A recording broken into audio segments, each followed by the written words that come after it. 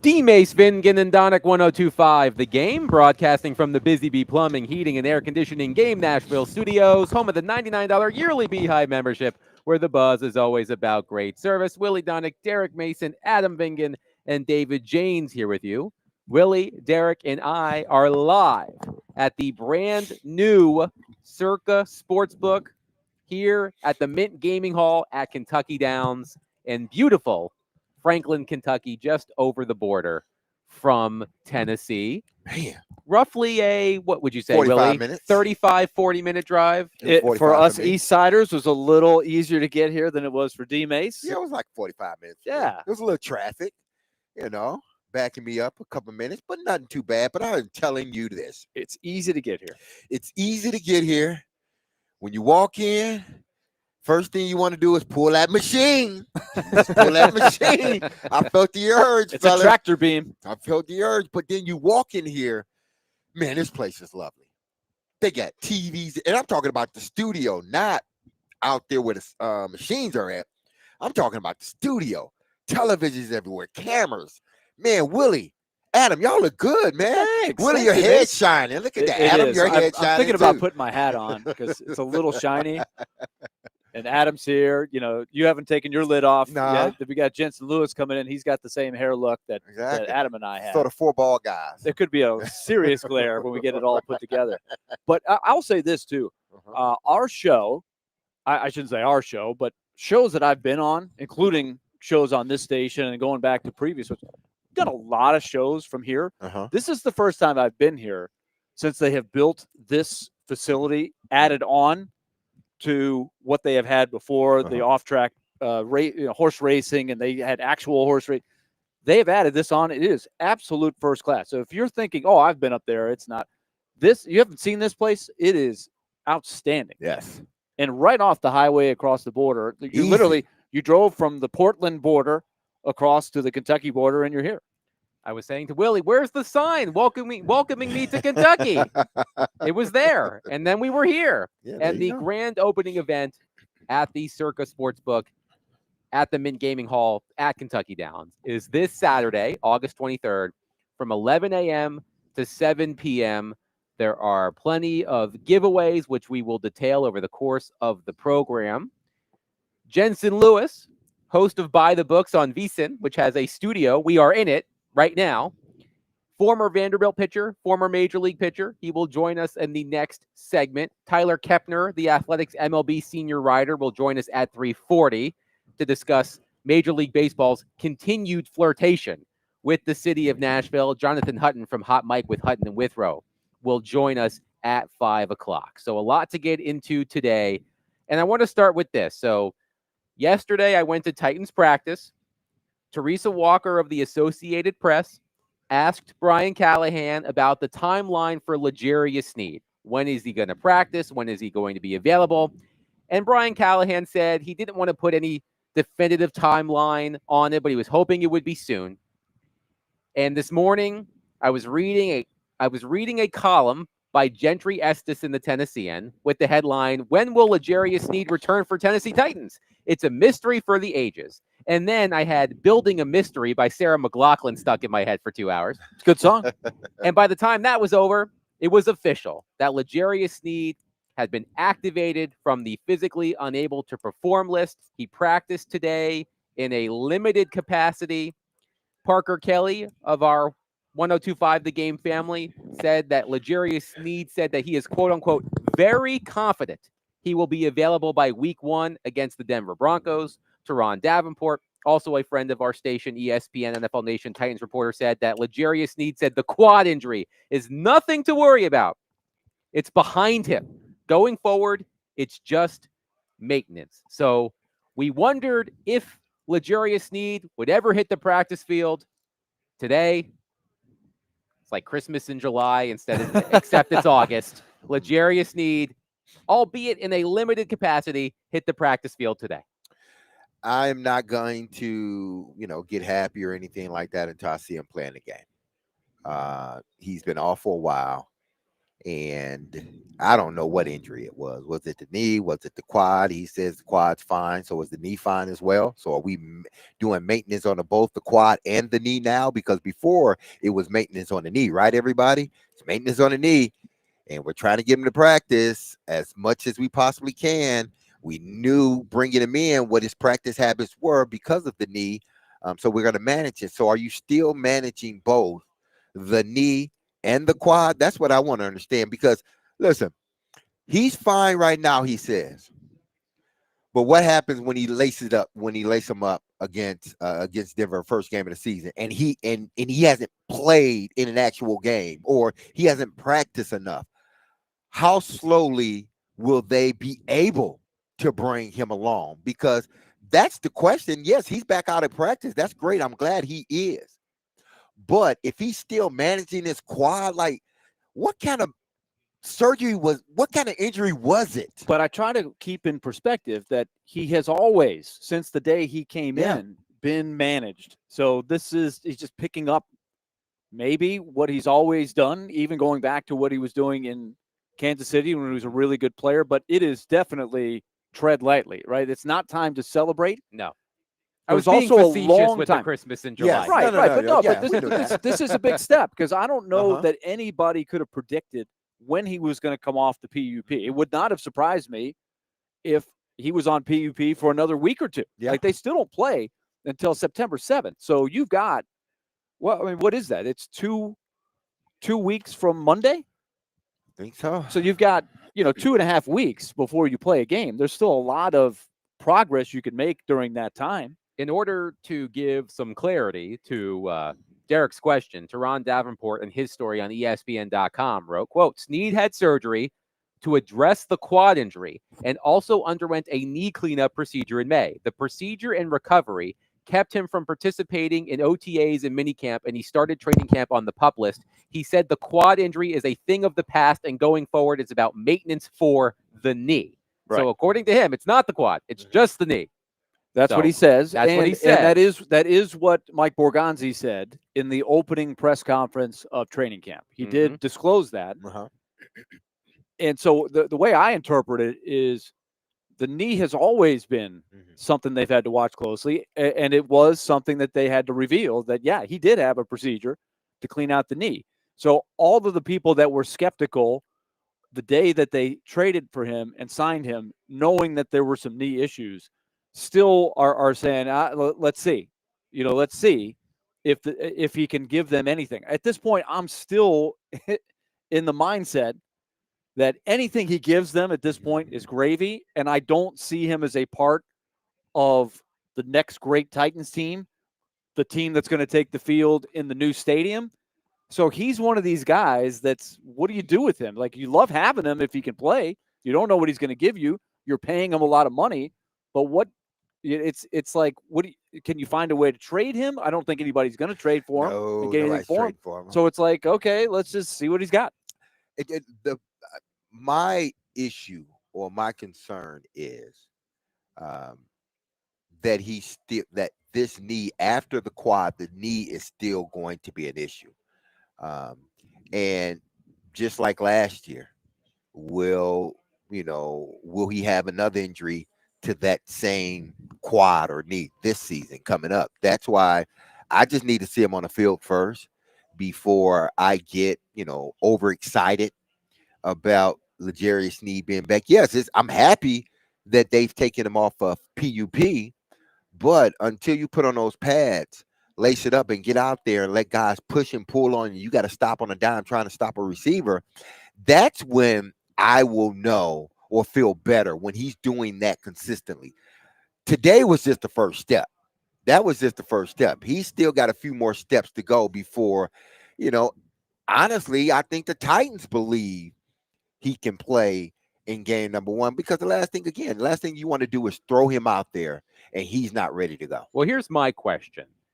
Is a diminished L'Jarius Sneed still better than the other options the Titans have at corner against the Broncos in week 1? I think a rusty, Rusty, limited, diminished, whatever word you want to use. if he's limited, I wouldn't play him. I would wait. And that is tricky because if you go down the road of putting him on injured reserve, that's at least 4 weeks or something like Yeah. that. Or I don't know exactly the rules of that. But if I had to sit him an extra game to where I felt better about what he could give me, I'd sit him because once again, the real big picture is this team is likely to finish low in the standings. If he gives you anything, it'll be gravy. And hopefully he plays well enough to help support the young quarterback. That's, a good defense, a solid defense is a way to support your quarterback. So I wouldn't rush him by any stretch. In a perfect world, if you hit the home run, he has a great year and maybe you could trade him and get the 3rd round pick back. Yeah. To a contender. Yeah, that can possibly happen. But I think if he plays well, it's not likely. Yeah, not likely. I got to see him play 3 games in a row, or 5 games in a row first. Yeah, I need to see him playing the first game. One game. Do I think that a hobbled L'Jarius Sneed is better than what they have behind them? No, I don't. For this reason, he does nothing for me if he can't move around fluently.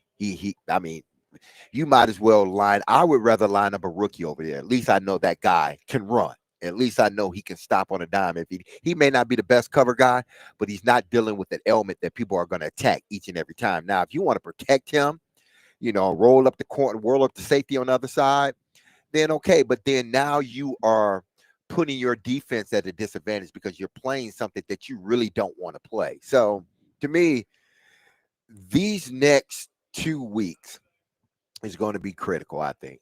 How much does he practice? Not that he's out there practicing, running on the side, doing some drills, doing warm-ups, doing, in shell practice or walkthrough. No, I need to see him with his pads on, him stopping and going, him knocking ball. That's what I need to see. That other stuff, it's not showing me anything, especially for a guy that had been injured and before that was dealing with the knee situation where he had to manage it. I think that is a great question and a central question between now and September 7th. I did hear, I think it was Callahan, it might have been Borgonzi, it might have been both. They hinted that, yeah, you do need to practice, right? And so I think he's lost his credibility to a degree of, yeah, let's just do what he did in Kansas City. It worked there, so let's do it here. I think the mindset is a little different now because he's so far removed from playing. I'm curious to see if they do sort of tell him, we need you to practice some. We've got to run you out there. And you haven't played in a long time. It's one thing if you don't miss any games and you don't practice, right? Which is, he was able to pull that off somehow. Now, I think it's a little more, to get in game shape, you do need to practice. You need to be out there. Whether you want to or not. And again, I think just like I said about T Sweat yesterday, or it was the day before yesterday, I am positive they are in shape. If you're just talking about they've been working out, running, lifting, all that, they are in shape. That shape gets you can play a little, tennis in that type of shape. You can go out and run around the track a few times in that type of shape.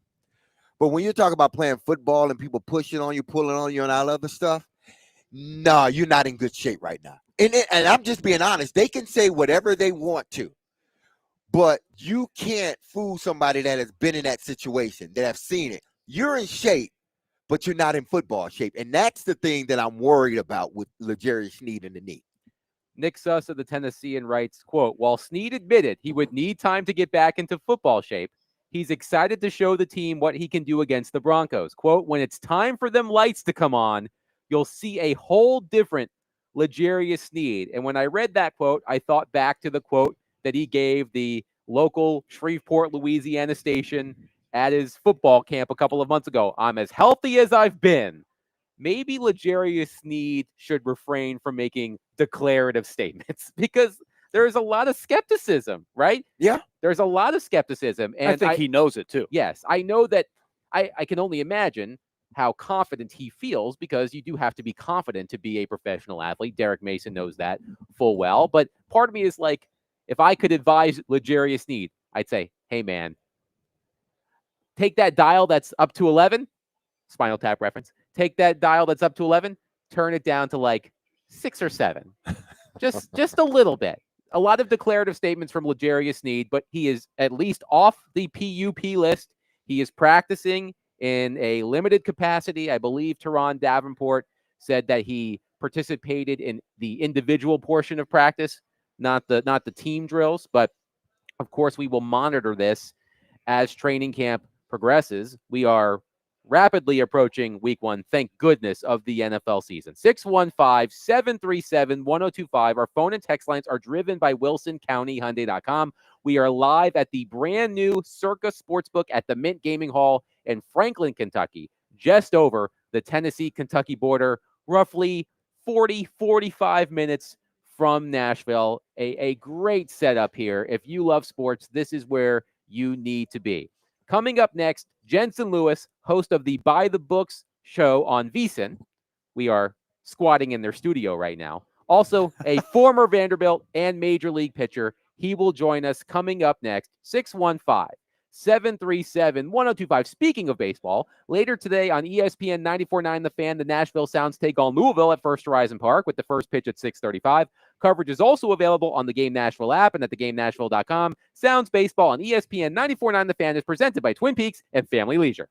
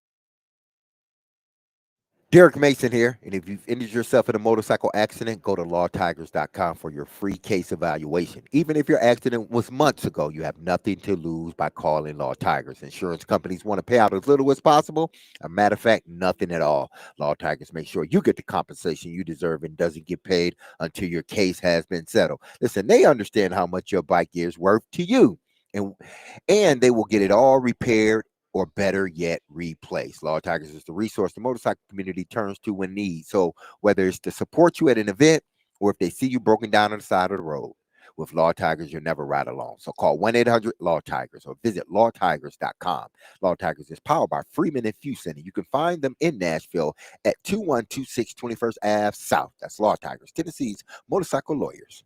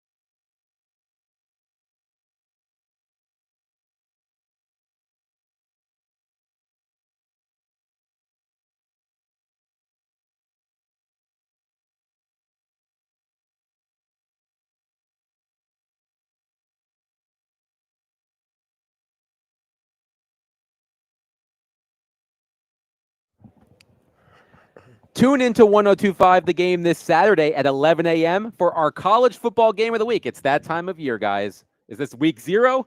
Iowa State versus Kansas State, presented by Twin Peaks Restaurants and Circa Sportsbook. Take your tailgate to Twin Peaks, home of 29-degree drafts and wall-to-wall sports. Speaking of Circa Sportsbook, that is where we are today, the brand new Circa Sportsbook at the Mint Gaming Hall in Franklin, Kentucky. And joining us, Jensen Lewis, host of By the Books on VSiN, former Vanderbilt and Major League pitcher.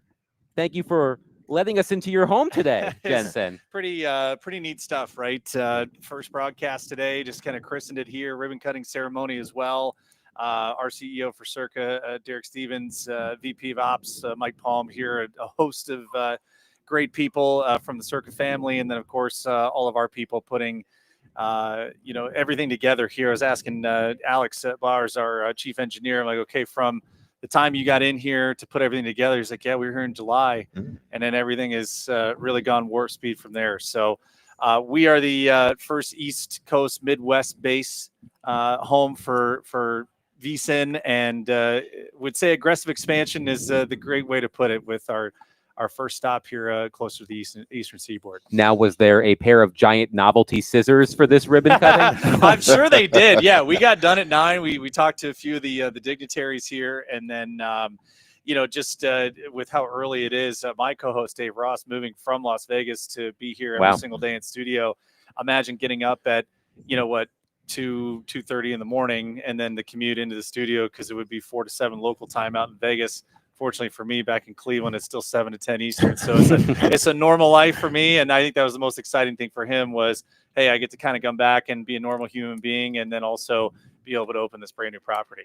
So you're a sports betting analyst. So let me ask you this question, because we've talked about this a little bit. The opening line, or at least the line I saw most recently on week 1, Titans at Broncos, is Broncos -8, which is a huge line. And I know that the Titans were the worst team in the league. Our listeners don't need to be reminded of that, but I will anyway. The Broncos have an outstanding home field advantage. They have a really good defense. Number 1 overall pick quarterbacks tend to lose their debuts, except for Caleb Williams last year, against the Titans. All of those things put together. Would you put money on Broncos -8 against the Titans in week 1? So what was great is you guys were my soundtrack driving in when I flew in on Monday. So of course, Willie and I go back a long time. So I was listening to Derek, and just thinking about, as athletes, like, you're looking for, all right, if our leaders are young, great. If they show that they're kind of wise beyond their years, awesome. I think that's the one thing I take away from the outside looking in is everything has been buttoned up. Everything has been professional. Now, does that translate when you get to Mile High against one of the best defenses year over year? Derek, you probably speak to this even better. Week 1 is the scariest week for us as far as sports bettors. It's got to be, right? It is. The NFL is so unique. Of the carryover is okay. You could say it's on paper, but it may not be. And for us, looking at the numbers and saying, all right, well, you got a guy who is pretty dynamic in college. Does he have the weaponry, that will be the equivalent here with the Titans? I think that remains to be seen. And week 1, what is Sean Payton and company going to throw at him that he has yet to see? So I think that's the fun part of it. But to answer your question, I don't think I want to go anywhere near laying 8 against a guy that you have very limited film from preseason, and then trying to understand having to deal with the dual threat dynamic that he's got. And that was my whole thing with when Adam brought up the 8-point line. I'm thinking, do they not understand that the first game of the season is like one of those games you may end up being the better team? Yeah. But the first game of the season, you don't know that. Right. And there are a lot of things that you are still trying to work through. That other team that you may be better than, they may just have the perfect game plan for you, and your guys haven't sort of haven't gotten the speed, and plus, they don't know your tendencies as an offense. So that's your superpower against them. They don't know the tendencies. What's fascinating too, and D-Mace, I think I really enjoy seeing some of the X's and O's of year over year, right? That defense towards the end of last year, and really overall in Denver was outstanding. Yes. Okay, and now, when you are transitioning from the hunters to being the hunted, there's been a lot of praise, a lot of hype around, oh, Denver's finally going to be that challenge to Kansas City, you know, the Chargers as well. It's going to be a loaded division. Pete Carroll now with the Raiders. It's going to be very competitive. But again, you still got to be able to come out and show it early. And that's, I think, we talk about a lot with the Circus Survivor contest is, okay, that's going to be a really, if not the most popular selection. No question. Oh, of course. Just because of the history of rookie quarterbacks in week one. Okay, so if people blindly do that, okay.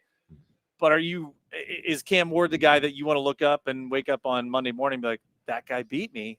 And I mean, the capabilities of what he's got, and potentially if you keep that game close in the fourth quarter, I think you've seen enough and you've been on the field enough to be like, anything's possible, especially when it gets really tight, really And it's late. not like Denver is a, offensive juggernaut. Yeah, right, it's not like they're scoring 30 points a game like the Chiefs or the Cincinnati Bengals.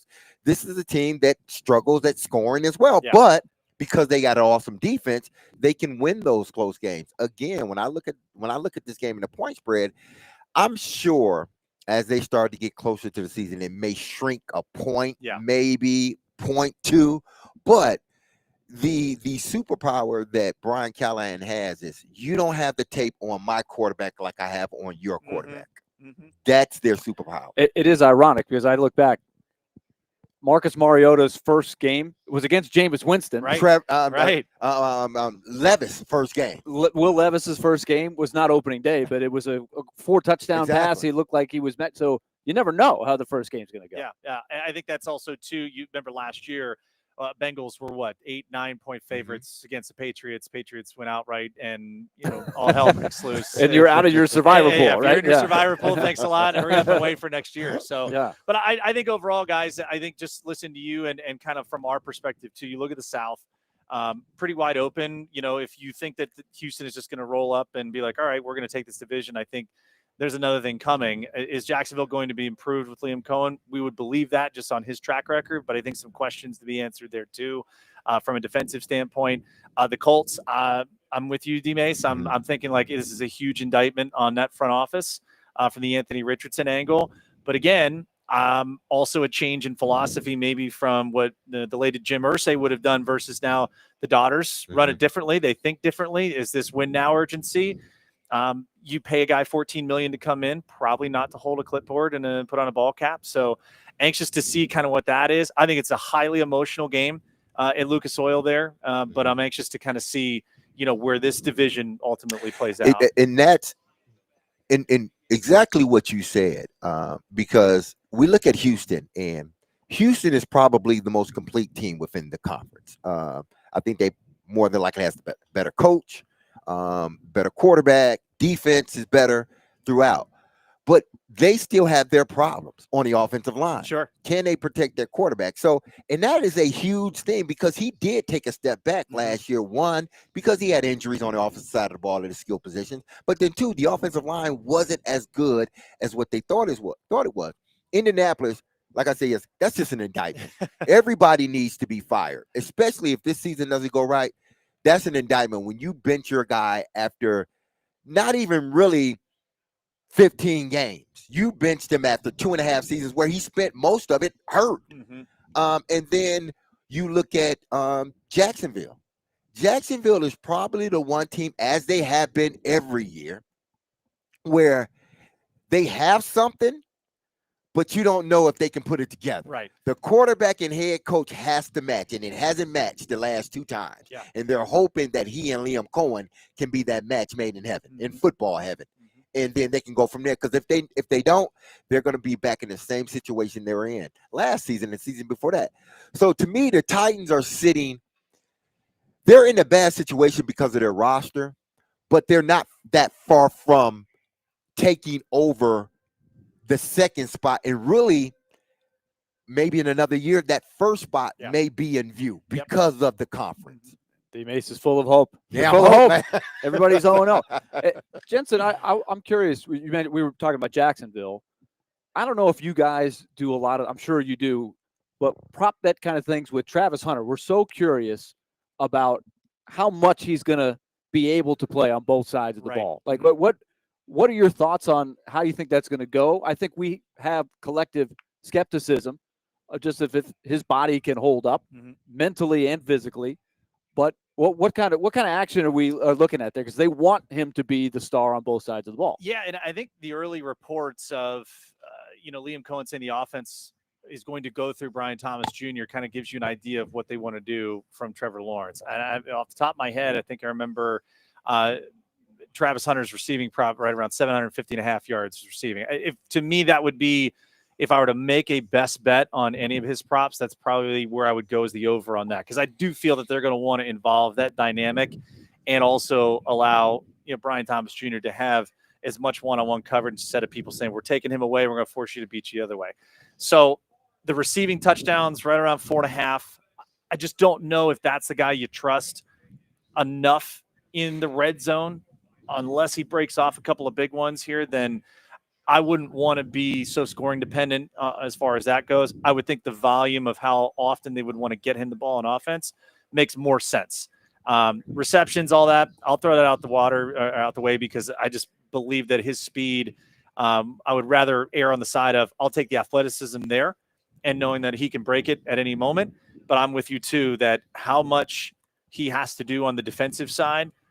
And let's get to week 7. Let's get to week 8. Let's see what the odometer looks like from actual plays on both sides, and then see how they adjust from there. Jensen Lewis is with us. He is a former Vanderbilt baseball pitcher, and I do want to go down memory lane for a minute before we let you go. And also, in our next segment, we've got another Commodore, Tyler Kepner, who writes for The Athletic. We're going to ask him about Major League Baseball in Nashville someday, because somebody every year, and it's the commissioner half the time, saying, oh, yeah, we want to go to Nashville, but we still don't know how that's going to work. We got a couple $2 billion we got to get. We got a stadium we got to build, all that. But just looking back, one of the things that Rob Manfred said in Bristol when they had that game between the Braves and the Reds to Tyler Kepner was, hey, he cited the Vanderbilt baseball program and the Tennessee baseball program as the growth of the game in this area. Agreed. You played on the first really good team that Tim Corbin had. It was just his second year. You were part of that foundation. But looking back, like thinking about the 2004 team with yourself and some other really good players and where it's gone from there, it's got to be amazing now. Almost a generation has gone by. It's so crazy how the time has flown. You look at the renovations too now underway for Hawkins Field, and I mean, you were back in the days of the chain link fence. That's right. And the Warning Hill and barbed wire on top of the fence. I remember. I remember our locker room. We had to move out during football season with fall practice because that was also the visiting halftime locker room. And so, how far we've come here to become the preeminent program in college baseball. I think what's unique is that we're in such a beautiful portion of the college baseball scene where, as you guys see week in and week out, there is a pretty large gap between what the SEC can roll out there. The ACC has been better. The Big Ten's still a long way to go. I mean, Power 4 is what it is, but it's far and away the SEC. Now, this year, the regionals did not go the SEC's way, and I know that I took a lot of heat for the number 1 overall seed not being able to get to the regional final, let alone be able to get out of their own bracket. All that being said, as far as the Nashville scene goes, all this predicated on the CBA negotiations turning in a better direction, because everything I hear is ominous right now. It is very tense already, and that does not make me feel good, having been a player rep and knowing how these things escalate. And I don't know why we can't figure it out. NHL can do it, no problem, no pomp and circumstance. NBA gets it done. They should take a page out of that book. The MLB side should. I think it's a matter of time, guys. Where there's a will, there's a way. I mean, we went down with Derek and Mike and Dave, all of us, the traveling party. We went down to Kid Rock's place, the Detroit Cowboy last night. And I remember coming here like 8 or 9 years ago for New Year's Eve. And I was blown away at campus, let alone what downtown looks like. We went down there last night, and I'm like, what is all of this? Like, this is wild. It keeps growing. It is amazing how much has exploded, but I just think the pocket you're in for not only the collegiate scene, but also you guys have seen it plenty here probably in the recent years, is that people want to be here. People buy into their sports here. And that's what MLB is looking for. They don't want another Tampa situation. Vegas is going to have, their issues, but I think otherwise the Athletics are going to be fine there. They're going to be great when they open it up. All right, quick 30-second answer from where you sit. You're still based in Cleveland, right? The Diego Pavia effect from where you sit. I love it. By the way, over under Vanderbilt wins 4.5. What are you taking? Well, I have to be real here. Go with your head, not with your heart, Yes, I Jensen. will separate my heart. The under is the play, but I mean that's what we said too when an Alabama Crimson Tide team came in and they found out. Where were you when that game was going on? I was watching at home. I couldn't believe it. My phone was like blowing up. Like, what did I miss? There we go. Jensen Lewis, host of By the Books on VSiN, former Vanderbilt and Major League pitcher, joining us here on D. Mace, Vingan, and Donick. Jensen, thank you so much for being here, your hospitality. We look forward to chatting with you again in the future. Likewise. Thanks, fellas. Appreciate it. Yep. 615-737-1025. Our phone and text lines are driven by WilsonCountyHyundai.com. Coming up next, Tyler Kepner, the Athletics MLB senior writer, will join us. Major League Baseball's flirtation with Nashville continues. Tyler Kepner spoke to Commissioner Rob Manfred about it. We will discuss that and more with Tyler Kepner. Coming up next, 615-737-1025. Let me tell you about Nashville's best deal of the week. It's Bavarian Beer House, conveniently located at Opry Mills Mall. Enjoy beer, food, music, and fun at Nashville's only authentic German beer hall, where it's Oktoberfest every day. Head to theGameNashville.com/deals now to get a $50 gift card for only $25 to Bavarian Beer House while supplies last.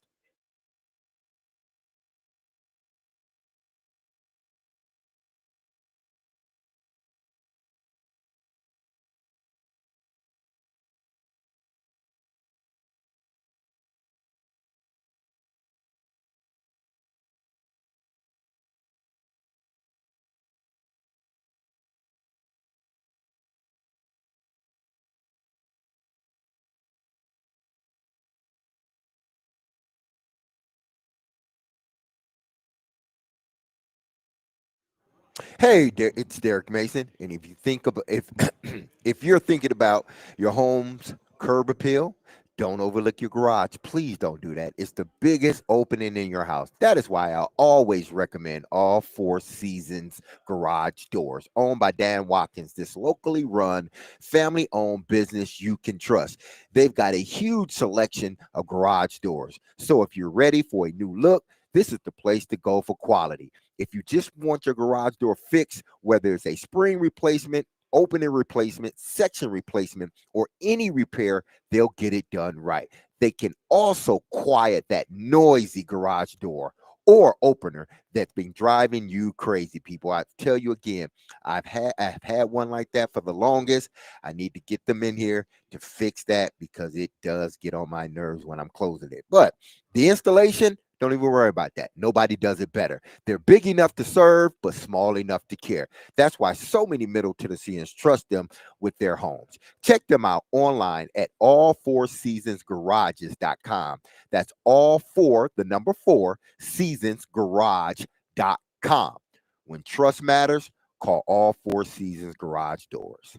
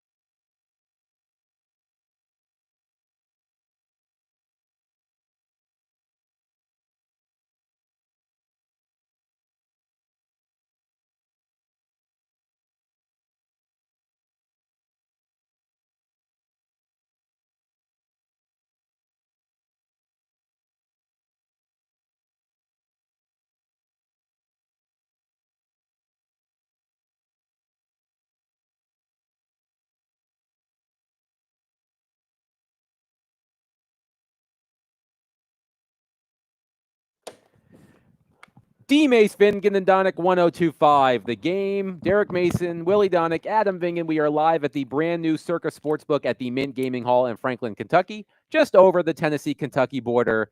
The grand opening event is this Saturday, August 23rd from 11 a.m. to 7 p.m. A lot of cool giveaways and activations that they are going to do. We will tell you all about those throughout the show, but we are pleased to be joined on our phone line, driven by WilsonCountyHyundai.com, by the MLB senior writer from The Athletic, Tyler Kepner. Tyler, thank you so much for joining us. How are you today? Pretty good. How are you?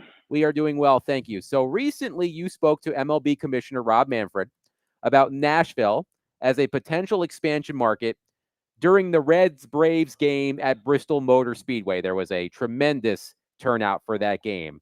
For those who did not see Tyler's column, Manfred said, quote, "I think that as opposed to some of the other places that we've been, the turnout there," meaning Tennessee in Bristol, "indicates that there's demand for baseball. There's no question about that. Who knows what happens, whether we expand and who we pick, but it was a really strong showing," end quote. So, Tyler, there are a lot of hurdles, of course, that need to be cleared, but just how serious would you say MLB's interest in Nashville is?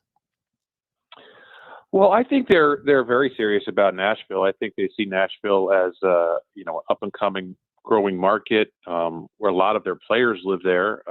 In the off season, and it's become more and more popular just in general as a place to live in a growing city. So, yeah, I think it also makes some geographic sense, to have another team in that area. So, yeah, it's something that MLB would really a place where MLB would really love to be. So the expansion price is going to be what? At least $2 billion, $1 billion. I think it's going to start with a B. So here is the question that everybody has whenever we discuss this. Who is paying for it? Because we can't think of anybody off the top of our heads. We did talk a lot about Justin Ishbia a couple of months ago when he bought equity into the Chicago White Sox, because Justin Ishbia does have ties to Nashville. But who would you say, who is on the radar for a potential owner in Nashville if this does indeed happen? Yeah, I don't know enough to know that. That's the thing about this is it's so they just haven't made any progress really beyond just general talk about it and talking about it as if it's something that would be in an ideal world setting, right? I think there's kind of an inertia about expansion beyond knowing that they probably like to do it at some point and that 32 would be an easier schedule and all that. You're right. It would, the expansion fee, I think, would have to be over $1 billion because, they want franchises to be valued that way. And you'd need to find someone to do that. And you would need a new stadium. So that's another $1 billion plus in funding probably. So, you're talking a lot of money and a lot of hurdles before any of this comes to reality.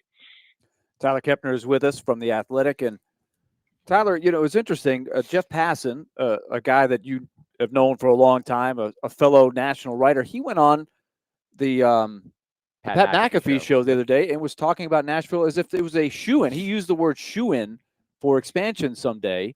And I think all of us opened our eyes and said, wow, but where's he going with that? But in your mind, after talking to the commissioner, you still think that there are a lot of hurdles. So was shoo-in a little strong in your mind? Yeah, I mean, it depends on what, on what else comes with that. I mean, it's a lot of things. It's a shoo-in that the sun will come up someday in 2035, but it doesn't mean that it's anything to get worried about yet. I think, as I said, MLB would love Nashville, and it probably makes the most sense. But again, if they don't come up with the money in the stadium, it's not going to happen no matter where you are. They are not going to consign themselves to another setting like Tampa Bay, where you're sort of hit with a stadium issue right from the very start that you can never really resolve. And that was a major league stadium that was built specifically to lure a team, and eventually it did, the Trop meaning. But they would need a first-class big league facility, and that's the tough part. That's the tough part in any of it. I mean, I think you could find an owner to maybe want to want in on the very exclusive group of baseball owners, of pro sports owners, but finding a stadium deal is a whole other thing. Because it's not like it's Nashville's first team either. Like, Nashville's already built stadiums. Right. And in the process of building a very expensive one right now for the Titans. And then you have, some other obvious people that would have the ability, the deep enough pockets to do this, who are already tied up in other ventures. You have the Haslam, Bill Haslam, Governor Haslam is now in the process of taking majority ownership of the Predators. You have the Ingram family that's had a great run of success now with Nashville SC. So you wonder if Nashville is tapped out. But Rob Manfred's got to be aware of these things. So I'm curious, do you, Tyler, do you think there are owners that have gone to him, or potential owners that have said, I'd love to own a team.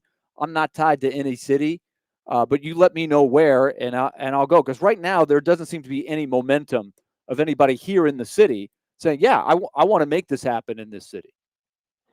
Yeah, I mean, I don't know anything about that scenario, but I wouldn't be surprised. I mean, it would stand to reason, right? Like there's a limited number of openings for teams to be sold. So you would want to let the league know that you're interested if you have that money. But then again, the Twins couldn't find the number that they were looking for when they sort of floated the idea of selling the team, right? The poll ads the other day just said that they're going to remain the majority owners, and they got some minority owners in there to help with some cash infusion and taking away some debts.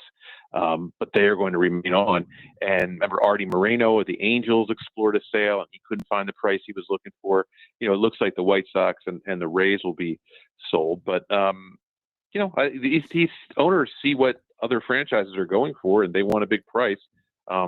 So, theoretically, if somebody is out there who would just take any team, why wouldn't they just take some of the ones that have already come out in the market, right? So it's like, here's how this all comes about, right? Like, Manfred is doing an inning or two on the ESPN Sunday night broadcast, and David Cohn just asks a general question about, what's the future for MLB, expansion, whatever. And Rob has answered this question basically the same way for almost 10 years, talking about how 32 is a more workable number, and it could help realign things geographically, which would help TV times.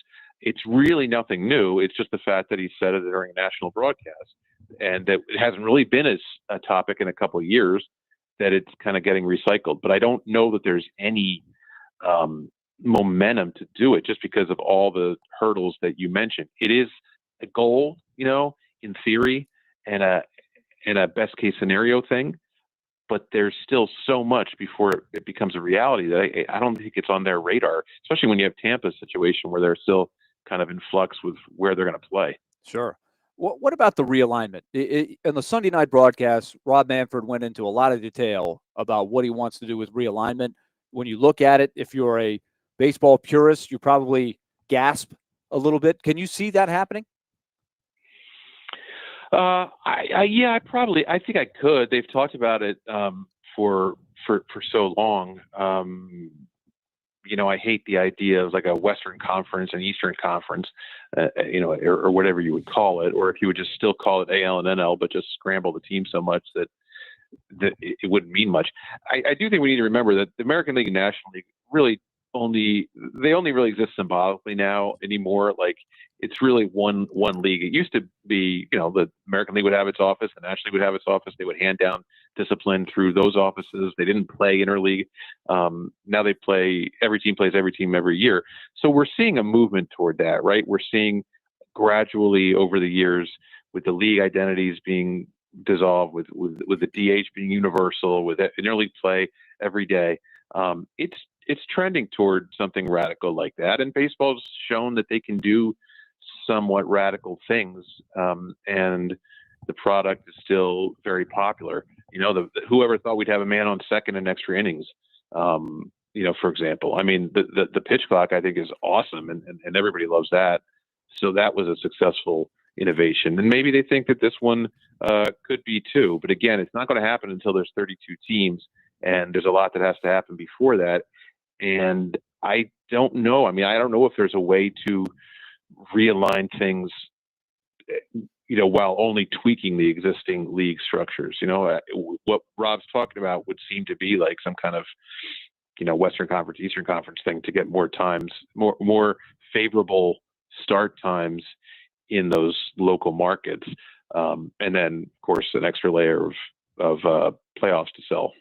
Is the new TV deal going to be good for baseball, or are they going to have to maybe take a step back with what they're looking for? What are you hearing there?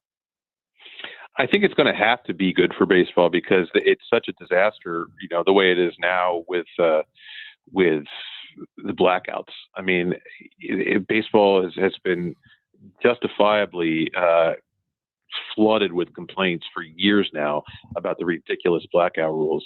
And I think there's a fundamental understanding by MLB that they don't want to limit access to the product for their fans.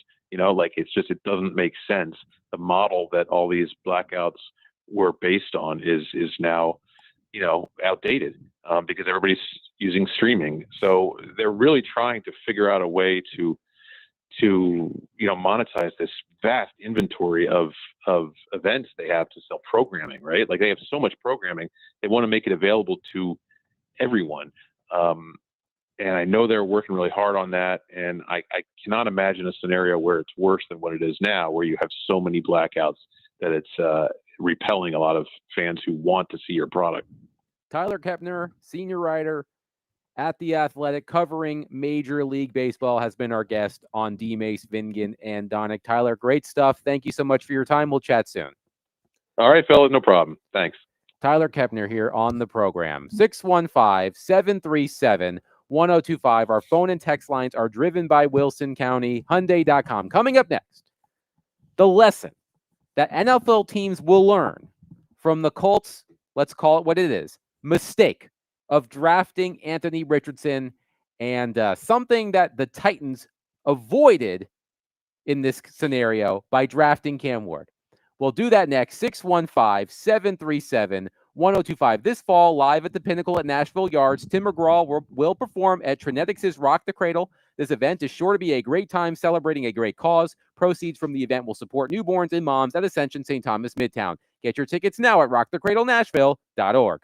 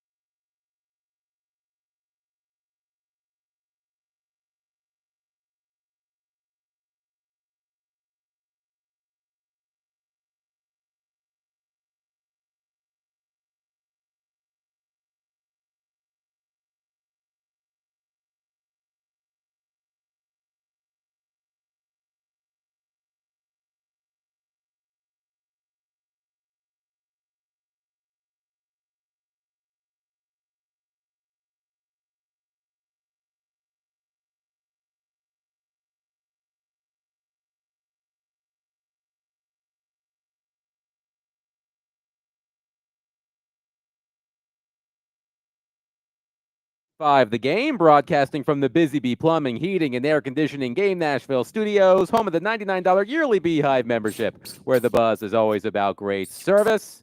What is that, Willie Donick? Yeah, I was forgot. Little turntable. Run DMC. Willie turning into a DJ in front of our very DVD. eyes. Run DMC. Yes. Yeah. The computer was squeaking along the surface here, almost like your basketball shoes. You have a good Yes. defensive slide going. You hear the squeaks of the court. It is Not quite the same thing. It is a great sound, but not when you're trying to introduce the really, show. really not a great sound. Well, Get the down to squeaking of the shoes is a great it. sound. The sounds of the gym, Yes. very good sound. Yes. Sounds of this, no, not so much. Well, we are live at the brand new Circa Sportsbook at the Mint Gaming Hall in Franklin, Kentucky, just over the Tennessee-Kentucky border. We are so thankful for them having us out here today. A wonderful setup. The grand opening is Saturday, this coming Saturday, August 23rd, from 11 a.m. to 7 p.m. The address, by the way, 5629 Nashville Road, Franklin, Kentucky, 42134. Here are some of the giveaways that Circa Sports is doing if you come to the grand opening. Here's the coolest one. 4 lucky winners will win a stay at the Circa Resort and Casino in Las Vegas when the Tennessee Titans visit the Las Vegas Raiders in Week 6, October 12th. So if you come to the grand opening event this weekend, you could win a stay at the Circa Resort and Casino in Las Vegas for the Titans-Raiders game at Allegiant Stadium in Week 6. So we're looking over the sports book now. Huge screens, all of the odds up on the board. It is first class. Uh-huh. It really is. It really is. So we are thankful for Circa Sportsbook for having us out here today. So yesterday we ended our show talking about the Indianapolis Colts' decision to bench Anthony Richardson and start Daniel Jones. And at least according to Colts head coach Shane Steichen, this is a decision for the season. This is not Daniel Jones will start week 1 and we'll go from there. The plan is for Daniel Jones to be the starting quarterback for the Indianapolis Colts this season. Of course, subject to change, but that's what the coach said. Connor Orr of Sports Illustrated wrote a column about this with the headline, "The NFL will learn from the Colts' mistake of drafting Anthony Richardson," with the subheadline, "With the news that Daniel Jones will start week 1, we can expect teams to learn their lesson about picking raw, traits-first quarterbacks too early in the draft." Connor Orr writes, quote, "In the way that Urban Meyer and Matt Rule completely soured the league on college head coaches for a period of time, Richardson will undoubtedly change the way we look at raw tools and low reps in college quarterback prospects. The revolution of experience is upon us, thanks to a forever open transfer portal in college. Richardson, like Trey Lance before him, will have to make up the learning curve as a backup." Connor Orr continues, "If the 2024 rookie quarterback class becomes the gold standard it appears to be after one season, the story will be that Jaden Daniels played in 55 college games before being drafted at age 24. Bo Nix played in 61 and threw nearly 2,000 passes at Oregon and Auburn before getting drafted by the Broncos. Richardson and Lance had 43 games between them in college and a mere 711 attempts. The Titans avoided this by drafting Cam Ward, who started across 5 seasons for three universities, 57 games. 57 games. 57 games. And he's not 25, And right? he's not That's 25. important too, because so he's still at an age where you would think he still can grow some. Right. So do you both agree with the premise of Connor Orr's article that the NFL is now going to steer clear of drafting quarterbacks like Anthony Richardson, who, look, Anthony Richardson has all of the tools, but did not have enough college experience, and it showed in the beginning of his NFL career. So do you agree, Willie, with Connor Orr's argument here that the days of drafting the traits-first quarterbacks is over? Well, D-Mace is going to have a different view of this, but and so I think I will stop short of saying, yes, this will be the trend. If another Anthony Richardson comes along, his athleticism and tools will be always hard to resist for scouts. But I do think it's going to change what people are advised to do at the college level and not come out early. Although D. Mace has made this point, and he's going to make it again, about whether this is a success or failure for Anthony Richardson. The NFL does not have, and I point this out so often because when you're looking around and not seeing enough good quarterbacks, there's no minor league system that a quarterback can go. Anthony Richardson would have been the perfect guy in Major League Baseball to draft with the same tools and then bring him along a slow track Class A. Let's see if he can hit the Class A curveball. Let's see if he can hit the Double A and move him up accordingly and not throw him in there until he's ready. That's the track that he should have been on. Same thing with hockey when you have a developmental system. They don't have that in the NFL. So now, where does he play? How does he get better? If he needs to play to get better, where does he play? Is he going to play in the USFL? Or the UFL, yeah. whatever that is? No, I mean, here's the thing. He could go there, but he can't. But he's not affiliated. Exactly. Not affiliated with the NFL. Absolutely. So what does he do? He just sits there and waits until somebody puts him in a game somewhere, or the Colts release him. What do you do? Here is, because I don't think the question is, have the NFL learned from Anthony Richardson? No, the NFL hadn't learned, because had they learned, they would have never done it. Again, the NFL and these GMs and these owners is all about, oh, you say I can't do it, watch me do it. Give me that quarterback that only played 10 games. Yeah, he has all the talent in the world, but he hasn't been developed as a quarterback at all. But give me him, and I'm going to develop him. Watch and see. He has all the tools you need to be a big-armed, elite quarterback. Watch me get him to be that guy. Then this happens. This isn't the first time this has happened in the NFL, and it won't be the last. It may not happen next year. It may not happen a year after that. But I guarantee you, this is a guarantee, it will happen again. It's the NFL.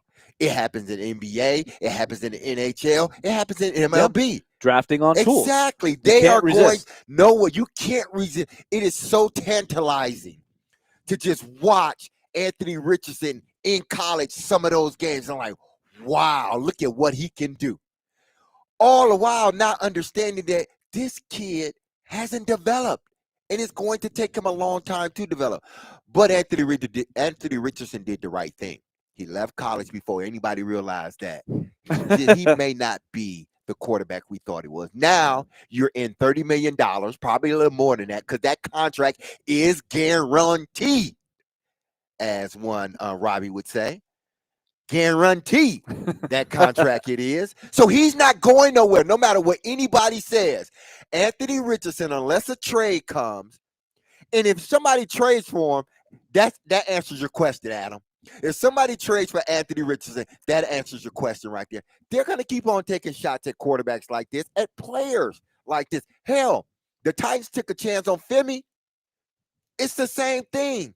Different positions, but it's the same thing. You're taking a chance on someone that hasn't played the position in a long time. If you look back at all these quarterbacks over the last couple of years, and this is what, I think student athletes are going to have to start deciding. And maybe Manning, the way the Mannings are doing it is perfect. You need to stay in college to develop now. You just need to. Because, these kids they're rushing you into doing, something. And then if you are within the first 5 picks in the draft, 9 times out of 10, you're dealing with a coach that is on a hot seat. And what happens when a coach is on a hot seat?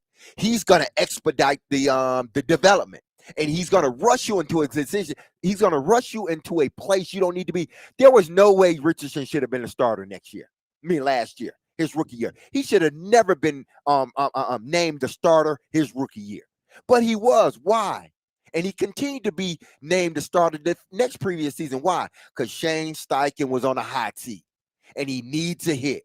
And he needs one bad. Hence why they went and got Daniel Jones and paid him, like Jensen said, paid him $14 million. That wasn't to sit the bench. They knew that Anthony Richardson was done. Like, he's not the guy. So they had to cover their you-know-what. No, seriously, they had to cover their butts, bringing in a $14 million guy that has failed in New York, the team that drafted him. But you bring him over for $14 million after you just drafted a quarterback 2 years ago in the fourth overall. Everybody needs to be fired on that team, me and the coaching staff. So Connor Orr writes this, quote, Richardson did not, in terms of, did not what? Play significant time in college. Richardson did not, and now has to take on that time as a period of self-development untethered from the structure and resources of being QB1. It's not necessarily fair. Again, even Chris Ballard acknowledged the risk upon drafting him while knowing how chaotic and fragile his tenure would be, forcing a speedier developmental arc, but it is undisputable. This is a cautionary tale no longer because all NFL teams have been clearly warned. Richardson will not be the last traits first quarterback selected, but he may be the last for a long time that is taken both in the top 5 and in lieu of a quarterback who doesn't force a team to use its imagination. We discussed this concept with Malik Willis first and then with Will Levis, because when you are not QB1, you don't get the reps in practice. And then when the season starts, and for Levis, he was playing behind, and Malik Willis, they were playing behind Ryan Tannehill. So how do you, quote, develop? You're standing over on the practice field. You're getting a couple of reps. You're running the scout team. There's not much you can do other than study, but anybody could study, right? You need to play to get the reps. So there is no fallback way to develop quarterbacks. It is a huge flaw. And many people, it's kind of like, hey, figure it out. Mm-hmm. The strong will survive. But so it really, the same thing keeps happening over and over again in the league, and the league never does anything about it to try to set up a better developmental system for everybody, not just for the quarterbacks, but especially for that position. And I think that's why the Titans chose to take Cam Ward, is because in their mind, he's played enough games where they've seen the development in him. 57 college starts across 5 seasons. And just look at Jackson Dart played a lot of games, I believe. And I'm just looking at this year. Well, Jalen Miro played a lot of games. Shedeur Sanders, he played a lot of games. Jaden Daniels. Bo and Nix. You can go down to Bo Nix. Dylan Gabriel played a lot of games. Yeah. And this is what I'm getting at with these quarterbacks. I think they're going to start to understand that maybe, just maybe, I need to stay in school a little bit longer to develop, because if it doesn't pop for me the first season, I'm subject the way the coaching, hiring, and firings are in the NFL now. I'm subject to be in a position where I'm dealing with 2 head coaches in 2 years, or 3 offensive coordinators in 2 years or 3 years. I got to deal with that, and then I got to try to develop. And what if I'm not developing? They're gonna sit me on the bench, and then how am I going to develop? So I think guys coming out, they need to think about all of this stuff if indeed they want to have a long career. Now, if they just want to strike while the iron's hot, go ahead, get in the draft, because if you're drafted in the first round, that top 10, your money's guaranteed as a quarterback, and there's nothing anyone can do outside of you getting in trouble. You're going to get that money. That's why I said that everybody that had a hand in drafting Anthony Richardson needs to be fired, because he's there. You can do nothing with him. But you had Connor Orr and people like him. I don't know specifically Connor, but I listened to his podcast a lot. I don't remember them squawking before Anthony Richardson played, saying, oh, they better not play Anthony Richardson. He needs to sit for at least a year. Nobody was saying that. What they were saying, the narrative was, hey, they got Shane Steichen. He knows how to put in an offense that's going to play to his strengths, and it's going to be Philadelphia Eagles, Jalen Hurts-esque. And as you pointed out yesterday, Jalen Hurts was way more advanced coming out of college than Anthony Richardson, and it did not work. But Steichen was brought in and brought Anthony Richardson, hey, create the Philadelphia Eagles offense. And everybody bought into that. So nobody was saying, hey, wait a minute, you shouldn't do this. Look at what happened. In hindsight, it looks like it was disaster waiting to happen. Here's the other thing that I wonder about. Because, A, the Colts are not willing to sit there and say, well, even if we lose, let's play Anthony Richardson. Let him go through it. That's the only choice we have. We don't have a AAA team. in pick a town in Bloomington up the road. We don't have a AAA team. So our choices are to let him rot on the bench, collect his money, and not play unless Daniel Jones gets hurt, which could happen, or we play him through it, even if it means we stink this year. But Shane Steichen is clearly saying, I'm not doing that. I'm going to get fired. Mhm. So it also has you running around in this rat race where you're spinning the wheel and you're screwed either way, right? Shane Steichen is in trouble either way here because his alternative is Daniel Jones, but he feels like that's a better alternative. What does that say? Craig on our text line, driven by WilsonCountyHunted.com, says, now that college athletes are getting paid in college, why not say, hey, you can't enter the draft until you've been out of high school for 4 years? Well, the NBA's been Yeah. through that, right? I think You in a can't do perfect it, world, yeah. you would do You that. would, but you And they can't. still have it to where you can't, you have It's to play 3 years. Yeah, well, you They're have lucky to be, they have that. You have to be out of high school for 3 years because some Right. guys red shirt. And I don't know how whatnot. that holds up in court. Like in theory, that shouldn't be any Yeah, they different can't- than a basketball player. Yeah, they can't. Or a baseball demand- player. I don't think any, especially the way it's going now. No one is going to demand that you make it a mandatory that you stay 4 years. They're just not Yeah. going to do that. You can't hold an individual back and not allow him to work. Essentially, that's what in their minds, you stopping me from earning, more money than what I'm earning here. Here's one thing, D-Mates, I want to ask you, what from afar, like we're not in there every day. We're not covering the Colts. But it dawns on me that if Anthony Richardson had an incredible work ethic, because this is one thing that when Cam Ward struggles, they always fall back on, he's going to be in there at 5 o'clock the next morning working at it. That was what they looked at and justified throwing him in there like they've done with a bad roster, not a lot of great wide receivers, losing team, not having an identity. They're like, the kid's going to work. He's got the mindset. He can overcome that. Does Richardson just not have that? He got, like, I think internally, I wonder if people sort of looked right away and said, "Ooh, maybe he doesn't have the desire to work on the weaknesses, get there." Like, there's not a belief that he'll get there, right? They kind of wrote him off, like he's not going to get there. I think there are probably a few things going on here. One, what happened in the game when he took himself out? Yeah, I think that put a stain. That put a huge stain on his character, football character. I'm saying his willingness, his toughness, his anything that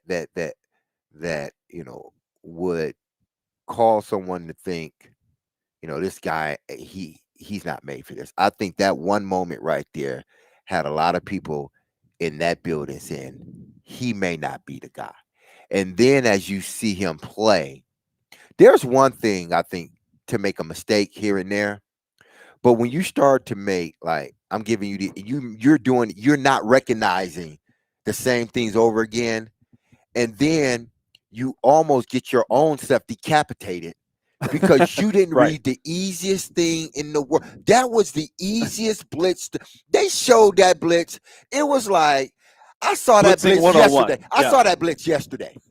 That's how bad it was. Everybody in the building saw that blitz yesterday. And the only person that didn't see it was the person that was supposed to see it. And that was the quarterback. And then that too, I think they were like, you know what? He not only tipping point right there. Not only isn't he an accurate passer, or he isn't quite what we thought, he can't even read the basic fundamental things in a defense. He can't even see that guy standing on the edge and that hot route running out there. If you paying any attention, you like, man, let me dump it out there. If I'm quarterback and I'm looking right, I'm like, oh, I'm scared. And I'm looking. So he can't, it's like he can't figure that stuff out. He just can't. One texter says, you're making this more complicated than it needs to be. The better quarterback won the competition. Daniel Jones is a better quarterback than Anthony Richardson. End of story. When the number... Daniel Jones is a cast-off. Yes, a reclamation project. Yeah. When a reclamation project, who was cast off by his previous organization, remember they had... they benched him. Well, remember they had him running scout team defense? No, they cut him. Right before they cut him. Right before they cut him. So the Titans could have had him, and anybody could have had Daniel Jones last year. But when the Vikings took him. When a player with so much promise Mhm. the tools that Anthony Richardson possesses. When a player is with all of those tools is drafted as high as Anthony Richardson was, and he flames out spectacularly, there is going to be fallout, which was Connor Orr's point, that teams might be for a short period of time. Derek doesn't seem so convinced, but teams will be scared off from drafting quarterbacks like Anthony Richardson because of what happened with the actual Anthony Richardson. So that's the point. But yes, when it comes to this quarterback competition, Daniel Jones was better, and that's a problem. Not for the Titans because they're going to take advantage of it, but for the Colts, now it's a problem. The Colts can also sit there and go, Sam Darnold was a cast off, and look at Sam Darnold now. They're hoping that Daniel Jones is the next Sam Darnold. We would never have said that about Sam Darnold last year. We never could have foreseen what happened with him. Don't you think, again, it goes back to the NFL and the headline on the article that was written, the NFL will learn from this, so to speak? Yes. No, they won't. They drafted Trey Lance before. They should have learned after Trey Lance. And he was a high pick. That's a great point. That is fair. He was a third pick in the draft. 615-737-1025. We will take your thoughts on the Anthony Richardson and quarterbacking around the AFC South. It's an interesting group of quarterbacks. 615-737-1025. Coming up next, the big update out of Titans training camp practice today. L'Jarius Sneed, he was on the field. He has been activated from the physically unable to perform list. We will get back into that, plus an update on his legal situation. We will discuss all of that coming up next. 615-737-1025. Willie Donick, Derek Mason, Adam Vingan, 1025 The Game.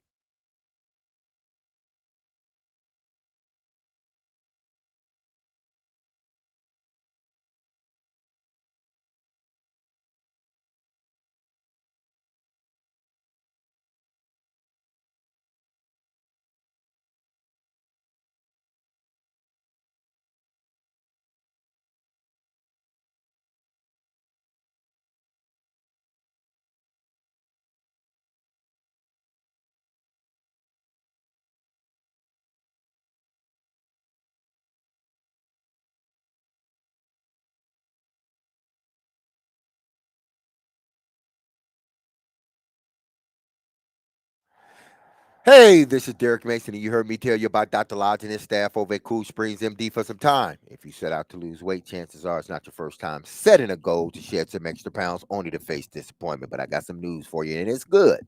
At Cool Springs MD, Dr. Lodge and his team understands the frustration of this cycle, and that is why they offer a different approach to weight loss.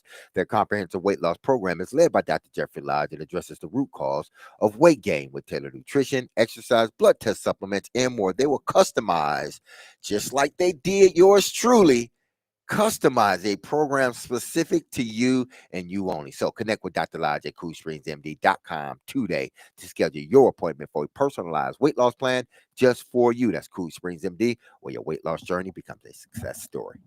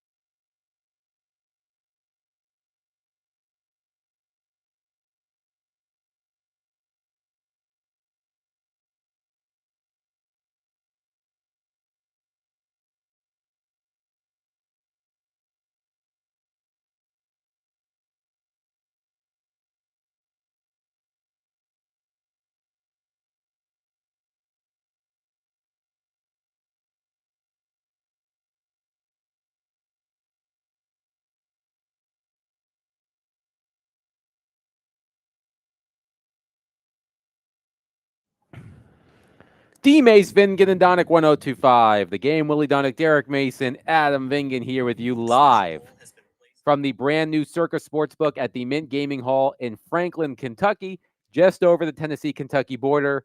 Took Willie and I roughly 35, 40 minutes to get here. Derek took about 45 minutes, so a quick drive from Nashville. If you are a sports fan, you need to check out the brand new Circa Sportsbook at the Mint Gaming Hall right here in Franklin, Kentucky. Before we get to L'Jarius Sneed, let's go to our phone line driven by WilsonCountyHyundai.com and welcome in Bubba from Belmead. Bubba, thank you for calling. Please go ahead.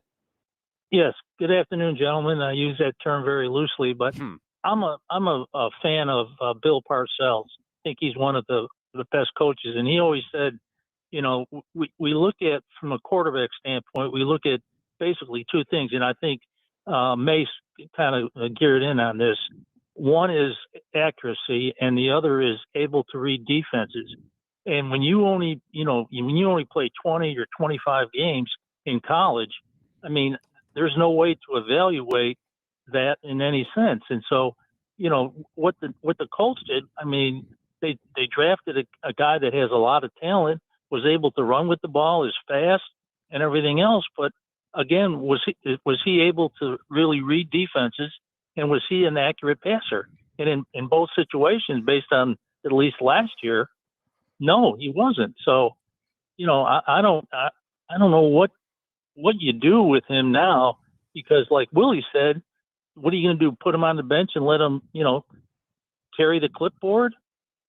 It's going to be kind of frustrating for him. So I don't know where he gets the opportunity to step in and you know, get some experience, unless Jones just absolutely fails. So other than that, that's just my comment. I agree with both what Willie and Mace said. Thanks, Bubba. Thank you, Bubba. Listen, there's nothing they can do with Anthony Richardson right now. The contract that he has, it's all but guaranteed. I mean, he signed a 4-year deal.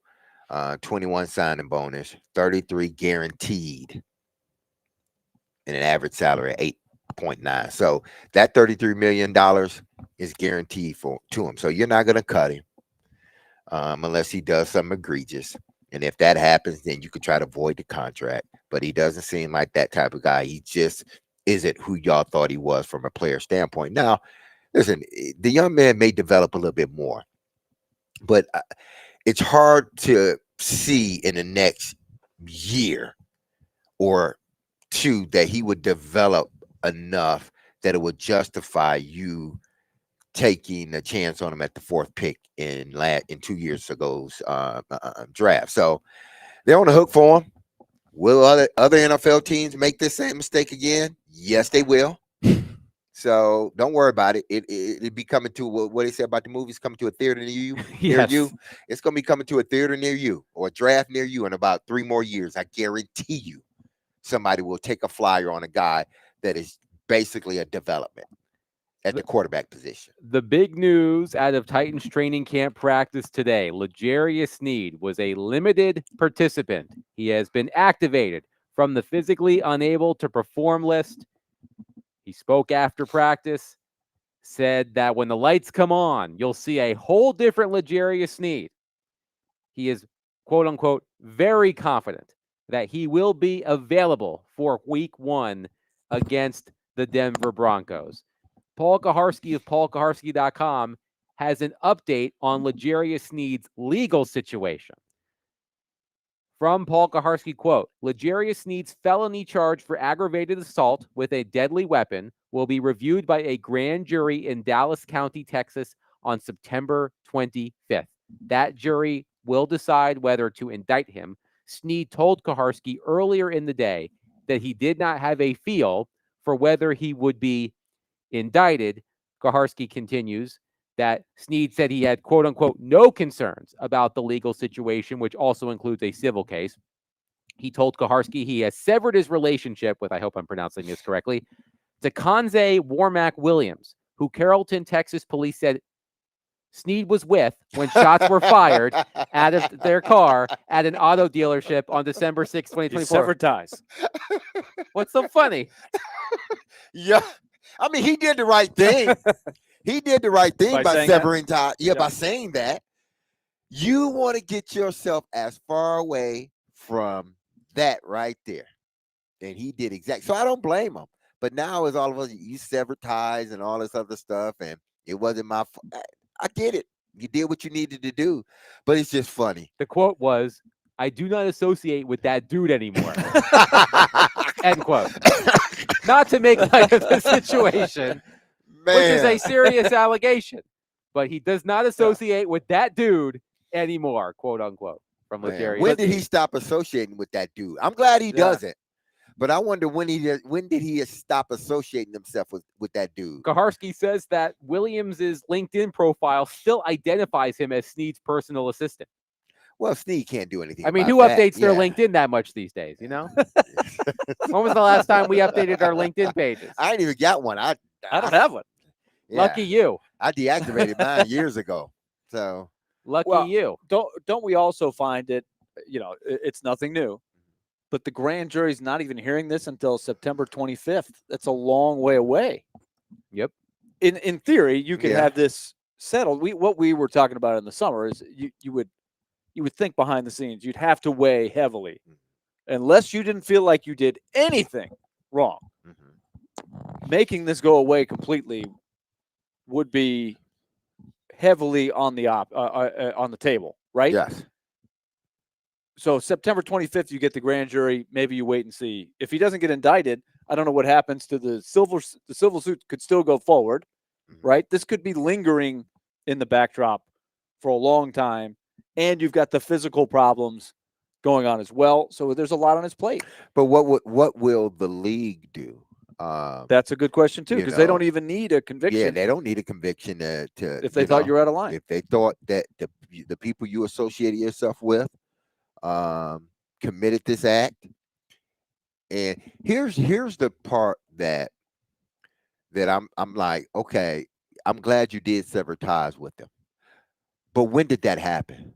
Did you sever ties with them when allegedly the bullet came out of the car on the driver's side? Did you sever ties once you heard that bullet leave your car, allegedly? Did you sever ties then when you went back home? Did you sever ties 2 weeks later? Did you sever the ties when all of this came out in the open?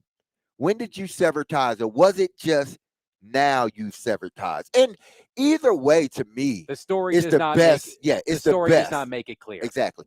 Either way, in the big scheme of things, if you did it yesterday, then great, get them out of your life. But to me, if it says if you're saying you have no issues or you're not worried at all with what's going to happen moving forward, then why did you have that guy around you anyway? It doesn't make sense to me. That's all. I hope this doesn't become an issue, because I think the 28th is good for the Titans, because they get at least, if he could play first game of the season, they're getting at least 2 to 3 games with him before this even starts. So I believe the date was September 25th is when the grand jury is meeting. The Titans will have played 3 games by then. So you'd have played 3. You hope that he played all 3. And then if there is an indictment, what does the league do from there? Let's go to our friend Mark in Nashville on our phone line, driven by Wilson County, Hyundai.com. Mark, what's up, my man? Go ahead. Yeah, how you doing, Adam, Willie, D. Mace? We're good. Adam, when you introduced me, Adam, I'm you sorry, already the crowned self-proclaimed number 1 caller on 102.5 The Game. me. Yeah, but Adam, The GOAT. take proclaim out of it now, because I am number 1 caller, 102.5 The Game. Yes, Cromwell, y'all need to be listening to me. Okay. Yeah, You're I moving got me across an state agent. lines today too. We're in Kentucky, Mark. So the people I up in the know you are. bluegrass state are hearing you. Yeah, I know. I want the people of Kentucky to hear me too. I got me an agent, Mo Findlay. I'm ready. I'm good now. Yeah, I'm ready. What you I'm got, ready. Mark? What's up, Mark? Hey, y'all were talking about Snead. Anytime you're talking grand jury, that's not good at all, D. Mace. I don't really know too much. I've never read too much about that situation. It doesn't sound too good, but you're right. Anybody he had to let go of, you got to let go of immediately. You can't wait a couple of weeks later. You got to let them go immediately. It may have been a situation where he should have let them go from the first place. But I hope he does get back. It's been a long time since we've seen Snead play and stuff. So I hope he's in game shape and they can come out there and produce and help the Titans on defense. But the Anthony Richardson deal that y'all were talking about, Chris Ballard should have been fired a long time ago. Steichen made that move because he know he's on the hot seat.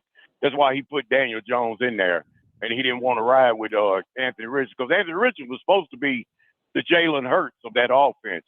That's what Steichen was hoping Anthony Richardson could be. But D-Mace, I mean, the cards were stacked against him a long time ago. He didn't have 12 starts in college. Man, my granddaughter had more starts playing softball last year than he had in college. In softball.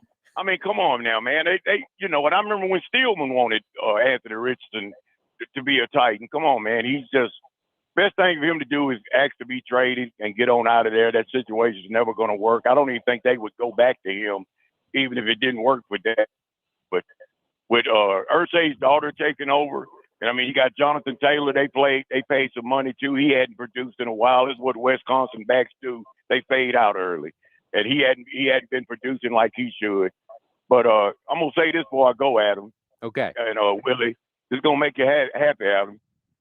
Cooper Flagg is a generational talent. He qualifies.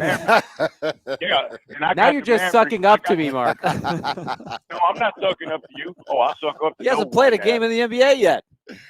Yeah, I know, but he is a generational talent. Adam, I watched him in the summer league. The man's going to be great.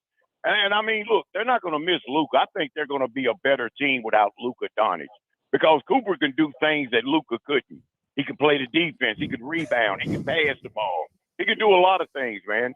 And I'm not trying to suck up to you, Adam. I know. I'm just giving you grief. grief. I know. I just wanted to make you happy by saying that. Willie, before I go, I didn't get to finish the other day. They need to take that contract they gave Soto and give it to Kyle Schwarber. He's hitting almost 50 home runs, Willie. Soto can't hit a breaking ball, and he's hitting home runs with the bases empty. I'm sorry, Willie. They're done. They're cooked. It's over. Number one call is always Cromwell. Right. Y'all listen to me now. I'm talking to you. Okay, thanks, Mark. Look, Mark gets his stuff in. Digging the He knife. covered L'Jarius Sneed, Anthony Richardson, Cooper Flagg, and Juan Soto, all in a matter of moments.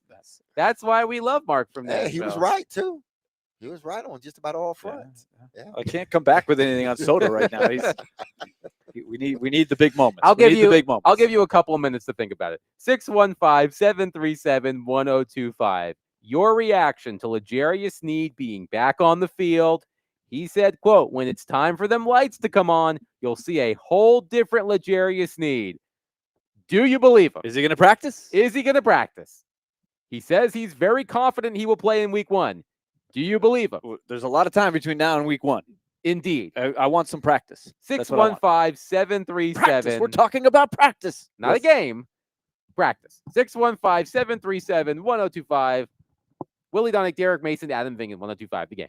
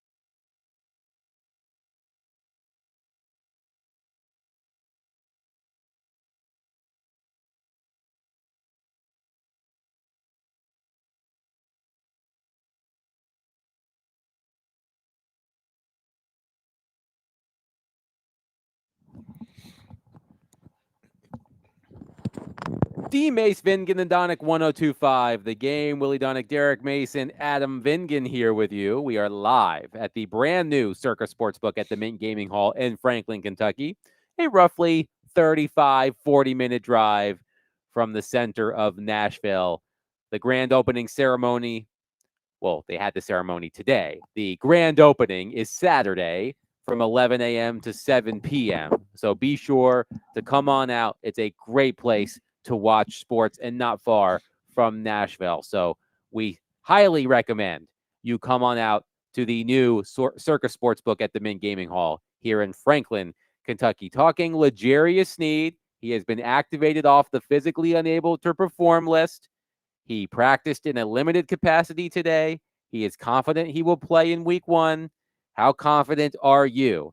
I will tell you this. Hair Metal Henry on our text line, driven by WilsonCountyHunter.com, is not very confident. He says, I give it 3 weeks and Sneed will be back on the milk cartons in the Titans cafeteria. Justin in Greenbrier says, if Sneed makes it on the field and plays the game at even a mediocre level, then I will be absolutely shocked. Well, it seems like not many people are, excited or expect Sneed to, play much. Even if he does, even if he is ready for the first game of the season, it just seems like people are anticipating him to, get hurt. And I understand why. You brought a guy in that was managing an injury, and then he gets injured, and he comes back, and he's still managing the original injury.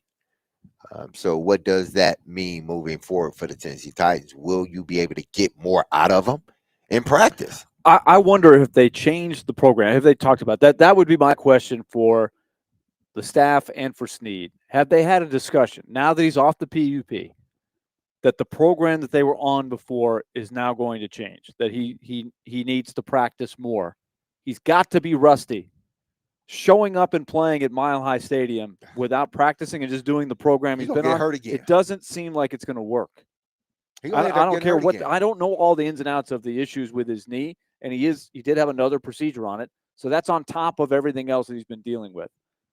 So I know he's probably not the same as everybody else, but at the same time, you got to have something, right? And from a team bonding, team chemistry situation, it just doesn't seem like it's workable to say, yeah, you're going to be working on the side field. You're not really going to be practicing. Even being in the meetings and everything, it's just not the same as going through practice with all the guys, all the boys. I think the next 2 weeks are going to be critical in, whether Sneed is going to be able to practice or not, because they're going to have to get him up to speed. I'm not talking about from a defensive standpoint. I think he knows the defense, but even with that, knowing the defense and actually being out there with the other guys, the other 10 guys, and communicating that defense is totally two different things. You being out there helps the communication. You not being out there, but knowing the offense, knowing the defense does nothing for us. So I want to see him get in there the next 2 weeks where he's finishing practices. I don't want him to, he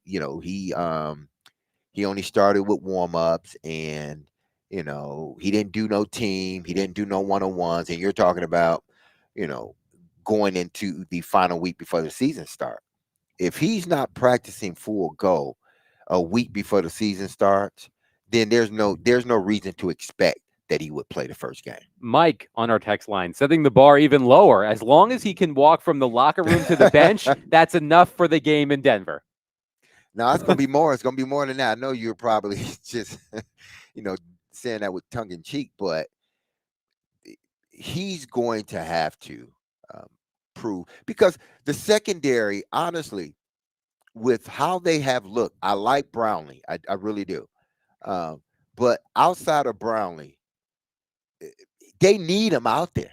They could use him. They need. But you can't blame them for trying to proceed as if they're not going to have him. No, right? I get that part. Believe me, I get that. Hey, listen, I can't unless you're out there. I if you're not out there, I can't prepare. I got to prepare as if we're going to go in the first game without you until you get out there consistently and practicing consistently and can put in days after days after days, because that's what it's about. It's not about practicing a day here, taking a day off, and then practicing. No, you got to be able to practice consistent days.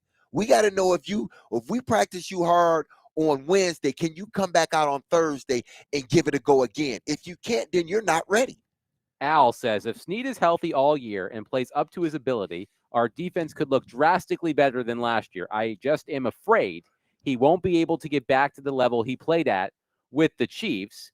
Ben says, I understand we have a lot of issues with cornerback depth, but we don't need him as a franchise. The coaches and GM need him for their jobs.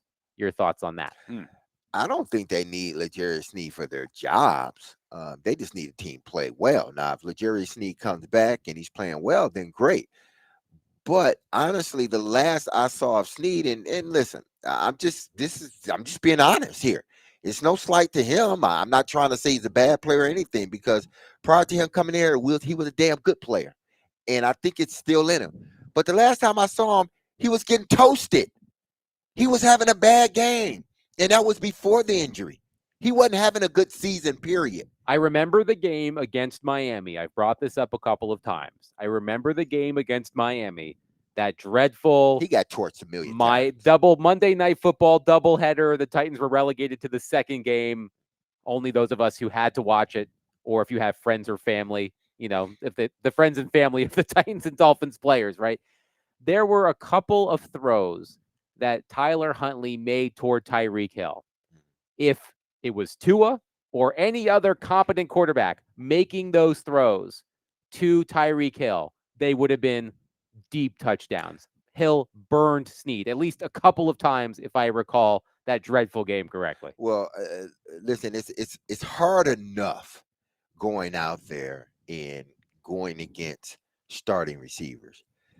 But I'm sure it's equally as hard trying to go against Tyreek Hill and trying to stop him. But even with that, because I go back to when he was in Kansas City, he did a great job on Tyreek Hill and stopping him. So it's not like to say I'm not saying it can't be done. It can be done. But what I saw last year was a shell of what he was. And this was before the injury. And I want to say that he was playing through a hamstring or something. He could have been. A groin. Like I feel like he was on the injury report. Maybe we can find that. But I feel like we need a bingo card for all of these injuries. Right. But the bottom line is he never looked like the guy they thought they were trading for. Not for a second, really, when you get down to it. And as far as they're playing for the jobs and everything like that, Borgonzi can honestly say, look, I didn't make that move. I wasn't involved in it. Now, the Brinker has to answer for that because he was there. Well, Borgonzi was involved on the other side. Exactly. Right. But that's the unique part of this Yes. is Borgonzi knows what Snead looks like when he's right. Like he obviously has been a very good player. The Titans have not seen that player, and there's so many things lined up against him. You have to proceed as if you're not going to get anything from him. If you get it, great. I agree with the call. If you get something that looks close to what he was in Kansas City, all the better. But I can't count on it, though. I'm blaming Borgonzi because he knew good and well what he sold us, okay? So I'm blaming him because of that. He knew good and well he sold a guy that was dealing with an injury, and he duped us. Got us. And now he's here. So, yes, I blame Borgonzi as well. But I would love to see something out of Snead this year. I really would, because if that happens, I think it helps the defensive line.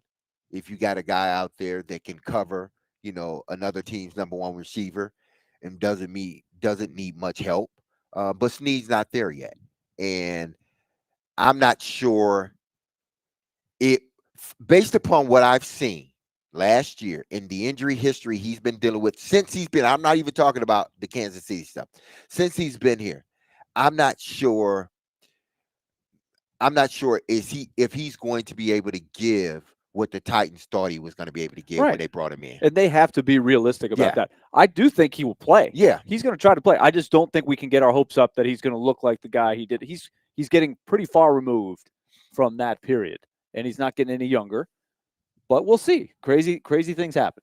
615-737-1025. Our phone and text lines are driven by WilsonCountyHyundai.com. We will continue to take your thoughts on L'Jarius Sneed, who is off the PUP list and back on the practice field, albeit in a limited capacity for the Tennessee Titans. Coming up next, Jonathan Hutton from Hot Mike with Hutton and Withrow will join us. We'll get his thoughts on L'Jarius Sneed and the other noteworthy things that have happened in Titans land recently, perhaps a kerfuffle or two. We will discuss that with Jonathan Hutton coming up next. But before we get to Hutton, let's give away some tickets. If you want to attend the Mexican national team's game against Korea Republic at Geodis Park on Tuesday, September 9th, be caller number 3 at 615-737-1025. Again, a 4-pack of tickets to see the Mexican national team face off against Korea Republic at Geodis Park on Tuesday, September 9th. They can be yours if you are caller number 3 at 615-737-1025. Willie Donick, Derek Mason, Adam Vingan, 1025 The Game.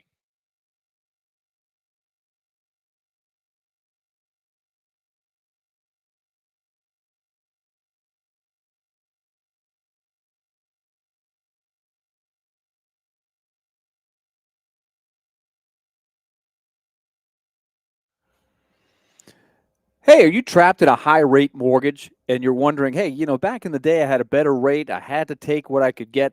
If you're watching your hard earned money vanish every month through that mortgage, at Loan Pronto, right now they are delivering the lowest mortgage rates in 3 years. So it's time to perk up and jump on this deal that Loan Pronto is going. They've got a rate reduction home loan program that you're going to want to jump in on. Lock in a fixed rate as low as 4.99% APR and close in as little as 2 weeks. No appraisal needed in most cases. You can skip your next 2 house payments entirely. So rates this low are not going to last. We all know that. So call Loan Pronto right now for your free, no obligation quote. Just get the information. Lower payments, more money in your pocket, and a fresh start with a better mortgage. 615-499-5780 or visit loanpronto.com. 615-499-5780 or loanpronto.com. Equal housing lender, NMLS 1661781, subject to lender approval. NLMS, consumeraccess.org.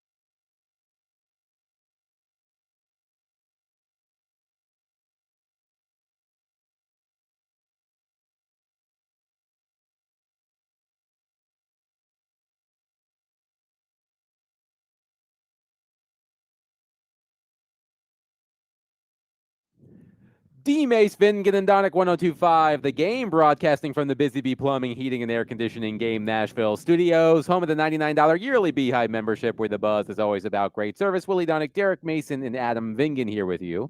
We are live at the brand new Circa Sportsbook at the Mint Gaming Hall in Franklin, Kentucky, just over the Tennessee-Kentucky border. Come on out. We highly recommend it, and we thank Circa Sportsbook for its hospitality, not just for our program, but Chase and Big Joe earlier as well.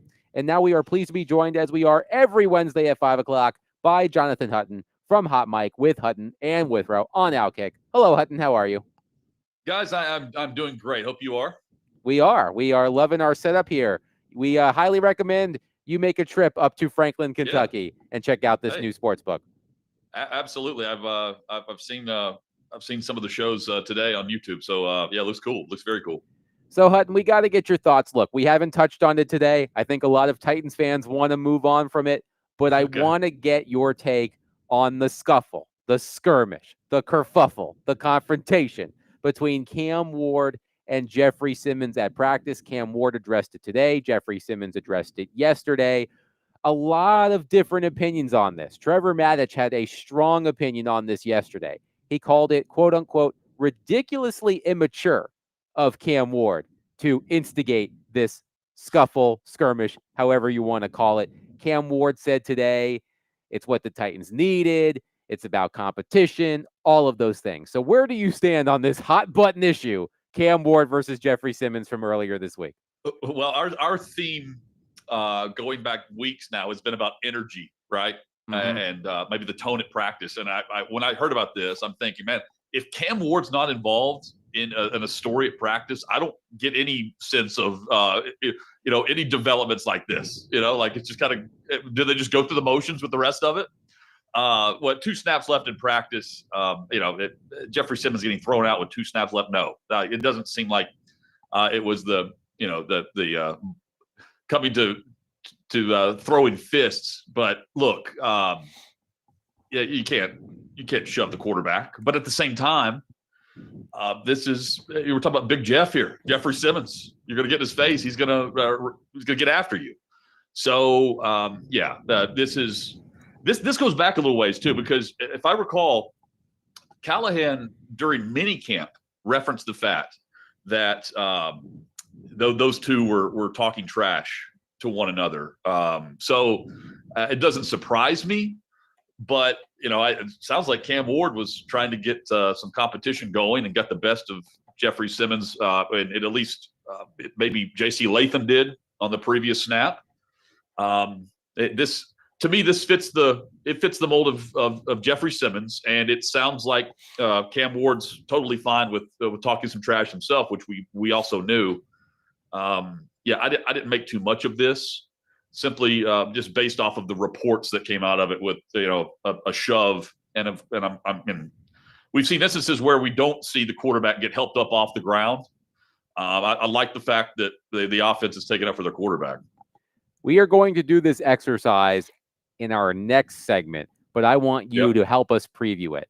Okay. We are going to do this over the course of the season. I believe this is the second time we've done it. The first time being immediately after Cam Ward was drafted by the Tennessee Titans. We're going to do a Cam Ward vibe check. So I want your Cam Ward vibe check after a couple of preseason games, 5 series, everything you've read about in practice. How are you feeling about Cam Ward as the preseason nears its conclusion? He's one of the few aspects right now of this team that I feel like is trending in the right direction.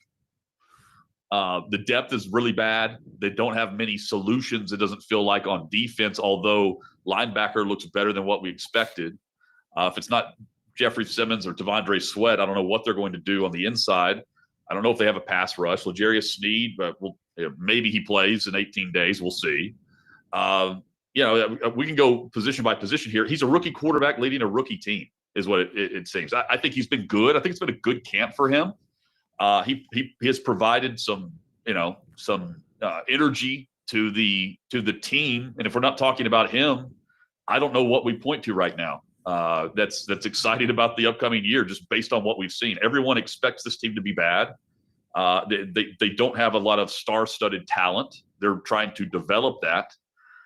He's the glimmer of hope that you get excited about when you just look at this roster. So, with all that being said, I don't think it's been. It certainly hasn't been a total bust of a camp. And on the little that we've seen in the preseason, although I'd like to see him more. I think everything's been okay. I don't think it's been spectacular. I'm not ready to crown him Jaden Daniels, and they certainly haven't won the month of August. But I think they've won in the category of we know who their quarterback is and what they can try to build around now. And now can they elevate the overall play? I like the makeup of what I've seen from Cam Ward. I think, Jonathan, they've won the fan base thinking, okay, Cam may be the guy.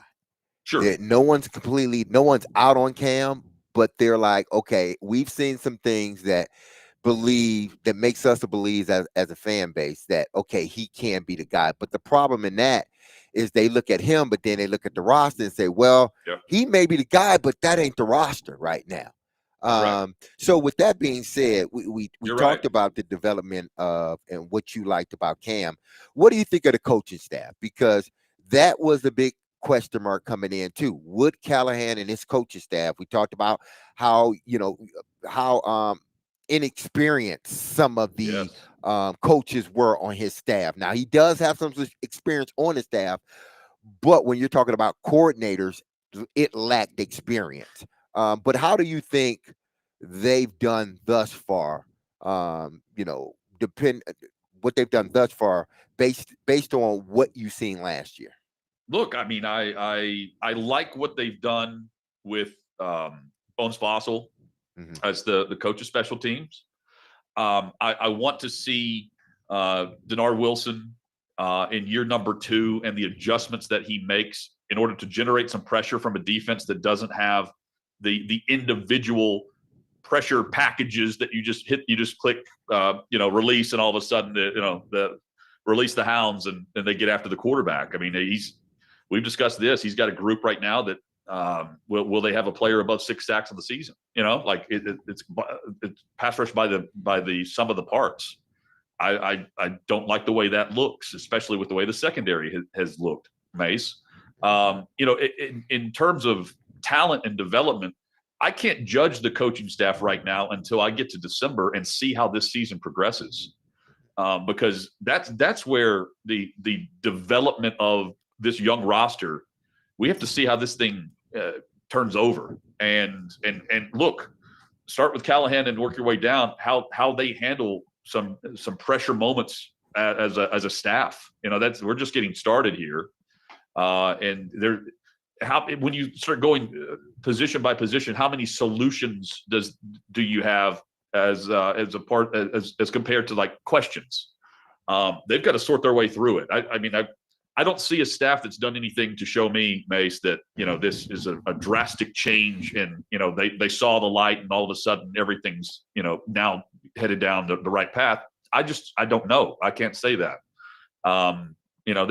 They're working with what they have, but at the same time, they're expected to do a lot better than what we saw last year.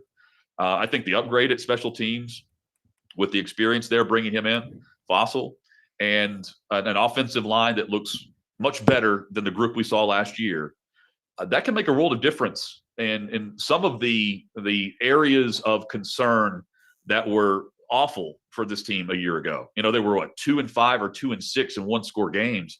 Defense couldn't get a stop when you needed one. And the quarterback didn't have time to throw it or was making egregious mistakes. Now they have a rookie back there who's going to make mistakes. There are going to be lessons learned across this season. Can the other spots pick up the slack where he has a rookie moment or two?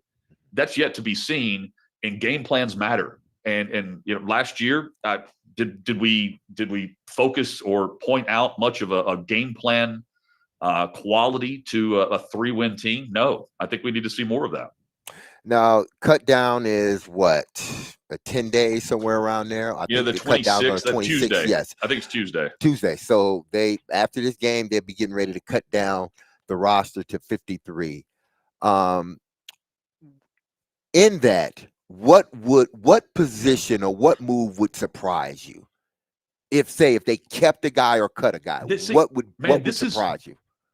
Or nothing, because of the roster is so. Yeah, that's what I was going to say. Like, there's okay. not many. Where's the battle? You know, I was doing a Titan season preview with a station up north earlier today, and they were asking me about this, and I was just like, that guys, like, they're asking about the depth. I was like, I can't really tell you where somebody's like truly pushing for a starting role other than a linebacker. Like, we're centered on that spot, and it's not like this is a veteran heavy team that's just rolling it back off of a playoff run last year. It's a young group that you should have a lot more position battles, in my opinion, than what we have. So I don't know if I'll be shocked with anything other than, like, it's not like Van Jefferson's getting cut.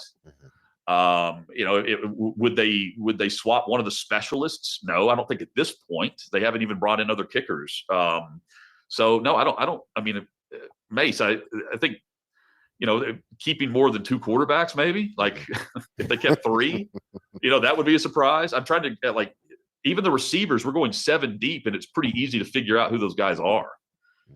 It's a rare occurrence in a camp where you have a team that was as bad as they were a year ago and turned over a lot of positions and players, and really don't have many questions about what we're going to see lineup wise come week 1 in Denver. You know, I won't say I'm surprised to see L'Jarius Sneed off PUP, but, you know, I'll be surprised if he's ready to go week 1. And we see him in Denver, like playing the way he was in the 5 games whatever it was we saw last year. But as far as cut down day, I mean, what would you be surprised at? What am I missing? You're right. Maybe the linebacker position, like you said. Linebacker. A receiver. I think Porsche makes the team. I think Restrepo and Jackson, I think they are candidate. Practice squad. I think both of them are candidate for practice squad. Yeah. Outside of that, you're right. They're looking for guys. They're it's looking not like, for hey, guys. Yeah, that's right. We've got these 3 NFL guys in the last. They're just looking for guys. It's the opposite of what you would hope for with the deep roster, absolutely. Right? I mean, they're competing. The guys that feel like they're on this roster are competing with guys who are about to be cut on the waiver wire. Which is, you know, which is really the question, I think, Hud, is that, and I don't know the league well enough, right, at that level, but I'm wondering if there are 2 or 3 guys they could take advantage of that would be clear upgrades. You can already tell they've been trying to do it. They've been able to pick up a few guys here and there that are veterans that have played some that they clearly think are better than what they have. So do you think there's 1 or 2 that we could say, hey, you know, that guy will help us? Absolutely. I mean, I think more than that. I mean, let's be honest here. We've seen the depth play this preseason. There'll be some quality players that are, you know, in the opposite of the discussion we're having right now, where it was just a numbers game. You know, like they lost out on because the team's really heavy at receiver. They're only keeping 6 instead of 7. Maybe a receiver gets dropped somewhere that can help this team come in and help solidify this group. Maybe it's at tight end, maybe a running back for sure. Would be an area of interest for me. Corner, and let's also say at the tackle swing spots on the offensive line, good tackles don't get cut, but there can be upgrades where you find someone who's better than some of the options that they have right now on the outside of the line currently. Jonathan Hutton is with us. So, Jonathan, I don't know how much you guys have hit on your show what's going on in Tennessee. I have seen a swell of people in the aftermath of the Adidas deal, getting the real lucrative deal, that just after that they have announced that ticket prices are going to go up again. And there's some, you know, nobody ever likes when they raise the ticket prices, right? I get that, but it does make you wonder how much do you need, right? I guess the answer is they still need more if they're going to raise the ticket prices. Well, I mean, if they need as much as Texas, I guess. It's truly an arms race, right? Yeah, I know. And look, at some point, don't we reach a point where we stop handing over all the dollars? Like, I say we, like, to me, like if I'm the billionaire that's owning the college football program, at some point I'm getting tired of the program company be like, hey, can we have $5 million, please? Think about that. Like, can we have $20 million? You might like over and over again. It's as long as they produce results, fans will keep paying. I mean, the loyalty's there, but I see keep paying up to a point. Like they're selling it. They have the ceiling. demand, right? What you read is they have like 25,000 people on a waiting list to buy the tickets if people don't like the prices, right? Yeah, and I mean, how many programs right now can do that? There's not many that can do like raise the prices and just say, hey, this is for talent. Yeah, and they're saying it, right? They're saying it up front. Hey, we're charging you this because we want to be able to pay our athletes the best. We want the best people. So it's like you're incentivized. Yeah, let me pay more so we can get the best players. Yeah, we're helping this. And hey, this is Good the exact reason why. This is the exact reason why there is no mulligan year for Josh Heupel because of the quarterback situation. This is Exhibit A right here. So it comes December. I know everyone's kind of like, oh, it's the quarterback situation is what it is. And that's all true. But Heupel's not going to be feeling that in December if the things go awry. Let me also add this in. This is why I don't think this House settlement is going to hold up in court once they're sued again. Because there's a clearinghouse that is overseeing like fair market value for certain things that players can get paid for. Meaning, like if a car dealer wants to pay Arch Manning $500,000 to come sign autographs for an hour, what's the fair market value of an hour of signing autographs? Like they're going to try to corral that. But then you have Oklahoma charging $600 for fans who can now upgrade their ticket to go to the media room and sit in on the post-game press conference. Like, what's fair market value for sitting in a post-game press conference? I still can't believe that. There is not. Let me tell you, as someone who has attended those news conferences, has participated in those news conferences, there is not a dollar amount in the world I would pay. Well, maybe like 50 cents. Like I would not. You don't want to see us schlubby reporters asking questions. There's nothing glamorous about it. I read that and I was like, you have got to be joking. It's anything for money, right? It's just. But you can pay. Who's doing it? Where you can? Is it USC or Oregon where you can run out with the team? Fair market. Vanderbilt was selling pieces of the goalposts, right? It's what everybody's doing now. But selling pieces of the goalpost. What they're saying that we're going to do this, but you can't get paid X amount or on the other side of things. That's why it's all just craziness. And it at least from the Tennessee perspective, and Chad and I haven't talked about it from this angle. From the Tennessee perspective, they're just out front and saying, like, here's the tax that now goes towards talent. So for all the rules and all of the overseeing, and we want a governing body and we want parameters, it's the fans who are ultimately paying everything. For all the universities that were crying poor because we had an open, all of the awful collectives were taking all the money that was going through the university. Well, now the fans are just being charged more. That's ultimately all that happened here. You're pushing the limits. And I've always wondered when NIL first came out, like you were already going to the fans as a school and saying, hey, we need you to donate to the Commodore Club or the Vol Club or the Crimson, whatever you call it, because we need the facilities. But now you're saying, hey, we need that money. We do need the facility. But D-Mace, now we got to ask you to the Spartan Club for double because we got to pay the players on top of all those facilities and locker rooms. Well, didn't UT say that when they rose prices? I think last year. Well, they have been. They've been up front. Yeah, they've been transparent about it. But this is interesting to me. I had a friend of mine who is a very good business person, and he was a very good player at his school. His school came to him and said, "Hey, you played for us.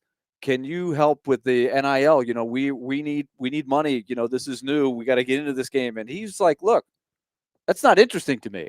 I could do it, but that's not. Right. I'm going to come to the games, and I love my school, but I'm not interested in paying athletes. I didn't get any money. And he's kind of going against the grain. Like this is working. People are raising new heights of money in this, right?" Let me add this in. And look, I'm not criticizing anyone when I bring this example up. There are people who helped raise money in order to pay George McIntyre to go to Tennessee. That for a player who's not even playing. So like you're going back to the coffers after all of that, right? And it's by the way, and I want to say the fans are paying. At some point, where do we? Maybe we're already reaching this point where I remember growing up, my dad would take me and my brother to. I remember the first college football game I went to at Neyland Stadium was Tennessee and Arkansas. We sat in the upper deck. We had like 2 hot dogs, a Coke, or whatever. And I don't know how much he paid, but I don't know if he would be able to do it now for that experience for his sons. Like at some point, you max out the true hardcore fan base that is trekking across the state to go to Knoxville. Like that was, and it's not just Tennessee; it's everywhere. But at some point, don't we reach that threshold? I don't know if again, the 20, 25 programs that are able to do this because their fan base is seeing success and seeing the benefits of it. At some point, you just simply say, well, I've already have 5 streaming services. I don't need a 6th, and the only reason you're getting it is because the NFL's on there. Jonathan Hutton from Hot Mike with Hutton and Withrow from Outkick, joining us on D Mace, Vingen, and Donig as he does every Wednesday at 5 o'clock. Hutton, great stuff as always, my friend. We'll catch up next week. 1 preseason game left, gentlemen. Thank goodness. We've made Real it. deal. We've made it through the long August. 1 more game to go. We are on pins and needles waiting for the actual start of NFL football, real NFL football. Thanks, Hutton. Yeah, thank you, guys. Yep. 615-737-1025. All right. I mentioned it to Hutton, and now I'm mentioning it to all of you. We need your help. 615-737-1025. This is something that I want us to do periodically throughout the NFL season. We are going to do a Cam Ward vibe check. How are you feeling about Cam Ward through 2 preseason games, 5 preseason series, all of the reports out of practice? How are you feeling about him as the preseason mercifully nears its conclusion? Are you feeling better about him than maybe you were at the beginning of training camp? Are you feeling worse? Are you feeling the same? It's time for a Cam Ward vibe check. 615-737-1025. Our phone and text lines are driven by WilsonCountyHyundai.com. Willie Donick, Derek Mason, Adam Vingen, 1025 The Game.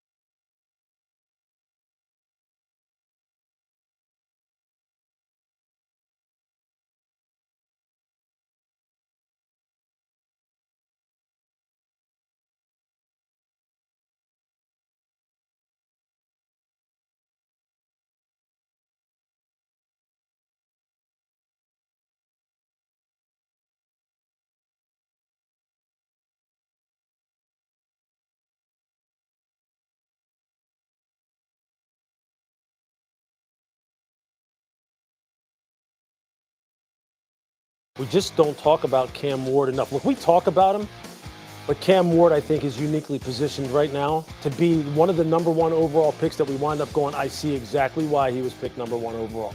I think he has transformational ability in terms of his effect on this organization. You hear the stories coming out of there about how he is challenging established veterans who I wouldn't challenge to anything. Okay, I ain't saying anything to Jeffrey Simmons, let alone push him in the Like back. ever. You know what I mean? Ever. And this dude has no fear. He did it at Miami. It was a calculated move from Washington State to go to Miami because he knew people wanted to see if he could do it on the biggest stage. He is an alpha in every sense of the word, and the kid is super, super talented. And they've got some young pieces on the perimeter and an offensive line that they've invested a lot of money in and draft capital in. Tennessee's going to surprise. Brian Callahan, you've got a lot to work with. Yeah. And Cam Ward, I think, is going to have one of those seasons where we go, that's right. They made the right choice taking him number 1 overall. Yeah, I think what we That was ESPN NFL analyst Louis Riddick. You got to give him credit. He's been consistent. He is all in. This is going to work. As we learned firsthand a few weeks ago when we had Louis Riddick on this very program, so passionate about Cam Ward, it required David Janes to hit the dump button on at least two occasions. So we know that Louis Riddick loves him. David I remember. David had to hit the dump button, sat back down, and had to get right back up. It was like up downs. You know, D. Mason, the preseason practices, you do the up downs, the burpees. He wanted to get conditioned. That's what it was. Tell him, David, preseason conditioning. They need to put the dump button closer to you, man. They really do. The dump button is on the other side of the room. For the next time we have Louis Riddick on the program. But we know that Louis Riddick loves himself some Cam Ward. So this is what we're going to do at 615-737-1025. And I think it's something we're going to do periodically throughout this Titan season. We are going to do a Cam Ward vibe check. The first time we did this, Willie, I don't think you were in that day. It was me and Derek. And I think it was right after Cam Ward was the number 1 overall selection by the Tennessee Titans in the NFL draft. But now we're a few weeks into training camp. He's played in 2 preseason games, 5 total series.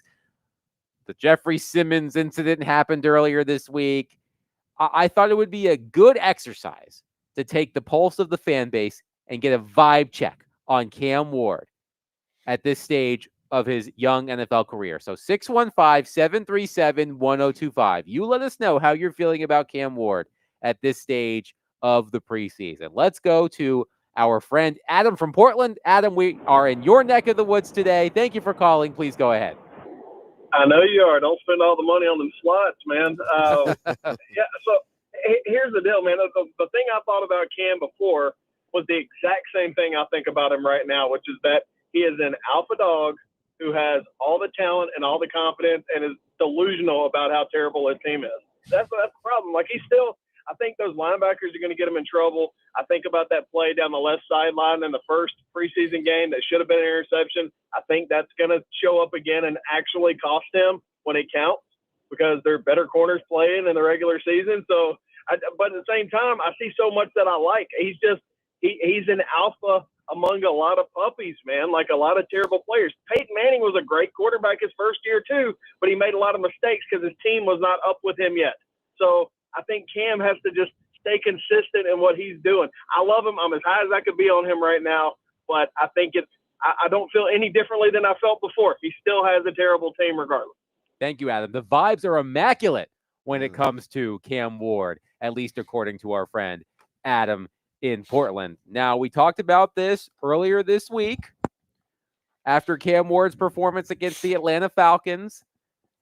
The numbers versus what we've seen on tape. The preseason numbers, they're not great. 7 of 15 passing, a completion percentage of 46.7%, 109 yards, no touchdowns, no interceptions.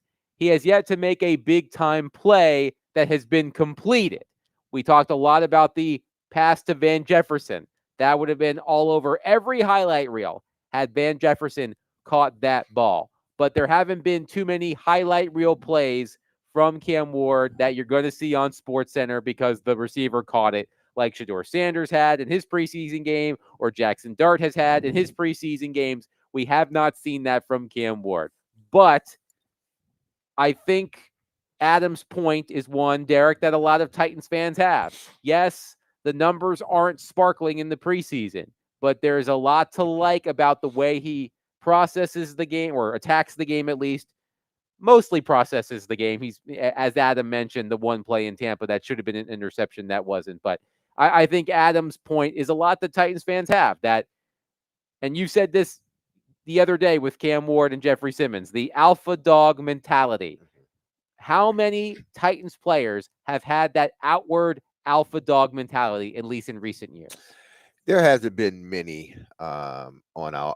Listen, we can name them on offense over the last, 4 or 5 years, and I'm sure first name comes to mind. And I'm just talking about the offense. It's Derrick Henry. I think Ryan Tannehill had it in him. And before that, Delaney Walker, obviously.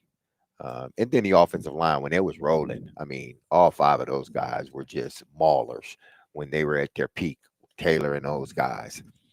But since then, they've lost some of it. And I want our listeners to understand about what preseason is about.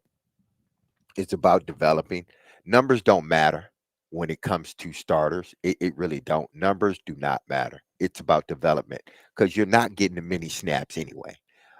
You just want to develop each and every time you go out there on the field. You want to look a little bit better as an offense, as an individual. Stats are for those guys that are fighting for a roster spot, those bottom guys. That when they make 3 or 4 catches in a game, it's like, ooh, it's like great. But you got a veteran guy, he's making 3. It's just like, okay, this is a part of what I do. We're developing all as a. So when you look at Cam's numbers and you've watched the last 2 games, again, the numbers does not indicate how much better he has gotten from game 1 to game 2. It doesn't. And frankly, if I look at his tape, I think he's I wouldn't say he's right spot on track to where the Titans predicted or he wanted, because I know they want better. But I'm sure he's closer to being right where they thought he would be right now than not, because in the first preseason game and the second preseason game, you saw a guy develop. You saw a guy that was throwing to the right spots. Guys just wasn't catching him.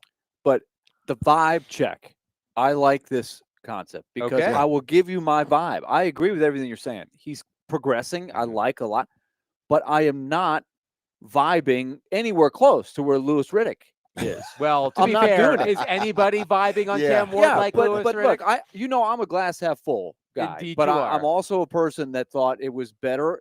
The numbers, the probability was better to trade the first pick. I will stick by that, even if Cam Ward becomes a star. Look, I am not a talent evaluator. I thought Will Levis would do a lot better than he did last year. I could not conceive of him doing that bad, and he was that bad. I look at Cam Ward so far, and I'm like, it's gonna be good. It's gonna be good. I don't see a Joe Burrow, a budding star. I'm not seeing that right now. I know I'm factoring in that he doesn't have the weapons and things like that. I don't know if you've got that special guy that you hope you have with the first pick. And we went over yesterday all of the different guys in the last 25 years who have been picked with the first pick in the draft, the quarterbacks. There's 20 of them. They range from total bust to Hall of Fame. I think Cam Ward's in the middle. That's just my vibe right now. I could be wrong. I hope I'm wrong, but I vibe him in the middle. Let's quickly go to Jason in Hendersonville on our phone line, driven by Wilson County, Hyundai.com. Jason, thank you for waiting. Please go ahead. Yeah, my opinion is still about the same, 70, 30 against. And it's I get what D. Mace is saying about, but I'd have to disagree with the numbers thing. You're seeing so many good positive plays out of the backup. I mean, I talked to you last week about who's going to be the starting tight end, and you thought Chig was going to be it, and look what Gunnar Helm did, and he was playing with the so-called backup quarterback we have, double covered. He throws it into a tight window. We're not seeing that from him yet. We're seeing balls wobbling out of his hand from time to time, balls being batted down. Now, we all love his work ethic. There's no denying that, and we're all hoping that work ethic is going to help him improve and improve quickly. But I don't see a very good year on the horizon for him for many of those reasons. In that Van Jefferson pass, that ball was too deep. It was on a rope. It should have dropped. It should have come in there and dropped in there a little bit more. I would like to see another route exactly like that and see if he learned from his last mistake, because that was on the quarterback. That wasn't on the receiver. That ball went right off the tips of his fingers. Van Jefferson stretched out there and tried to get it, and he couldn't get to it. So, still 70-30 against, and I'm hoping that that's going to change after the next preseason game, and especially the first game that he plays. I'd like to get to a 50-50 spot with him, but don't care about his height. As far as my opinion on the quarterback, I don't care about the way he can't spin a ball consistently like most other NFL quarterbacks can, and the number of balls that are getting batted down. And I do focus on those numbers, preseason numbers.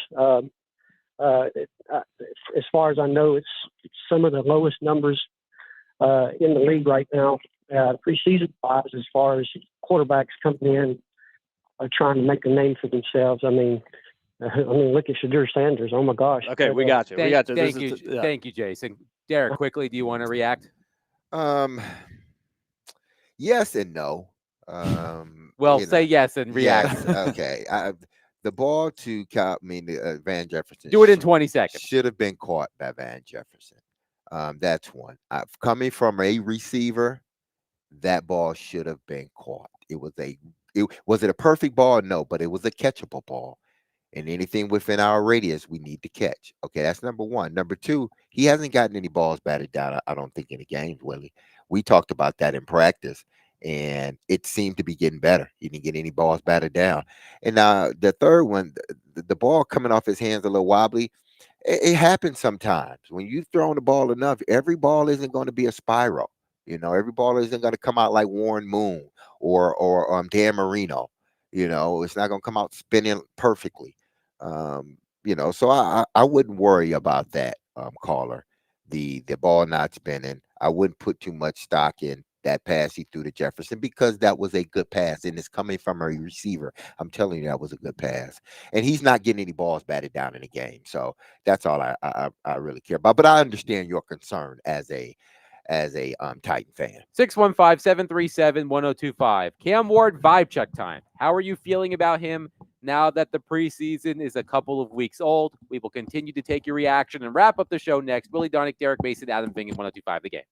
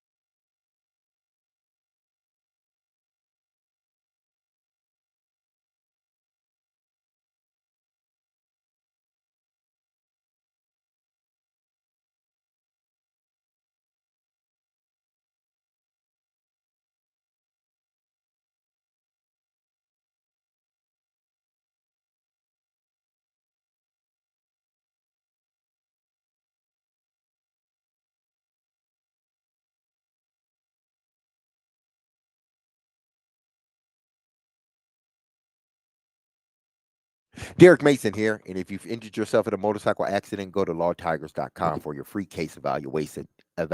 Even if your accident was months ago, there's nothing to lose by calling Law Tigers. Insurance companies want to pay out as little as possible or frankly nothing at all. Law Tigers make sure you get the compensation you deserve and doesn't get paid until your case has been settled. They understand how much your bike gear is worth to you and will help you get it all repaired or better yet replaced. Law Tigers is the resource the motorcycle community turns to when in need. So whether it's to support you at an event or if they see you broken down on the side of the road, with Law Tigers, you'll never ride alone. How reassuring is that? So call 1-800-LAW-TIGERS or visit lawtigers.com. That's Law Tigers, which is powered by Freeman and Fuson, and you can find them in Nashville at 2126 21st Ave South. That's Law Tigers, Tennessee's motorcycle lawyers.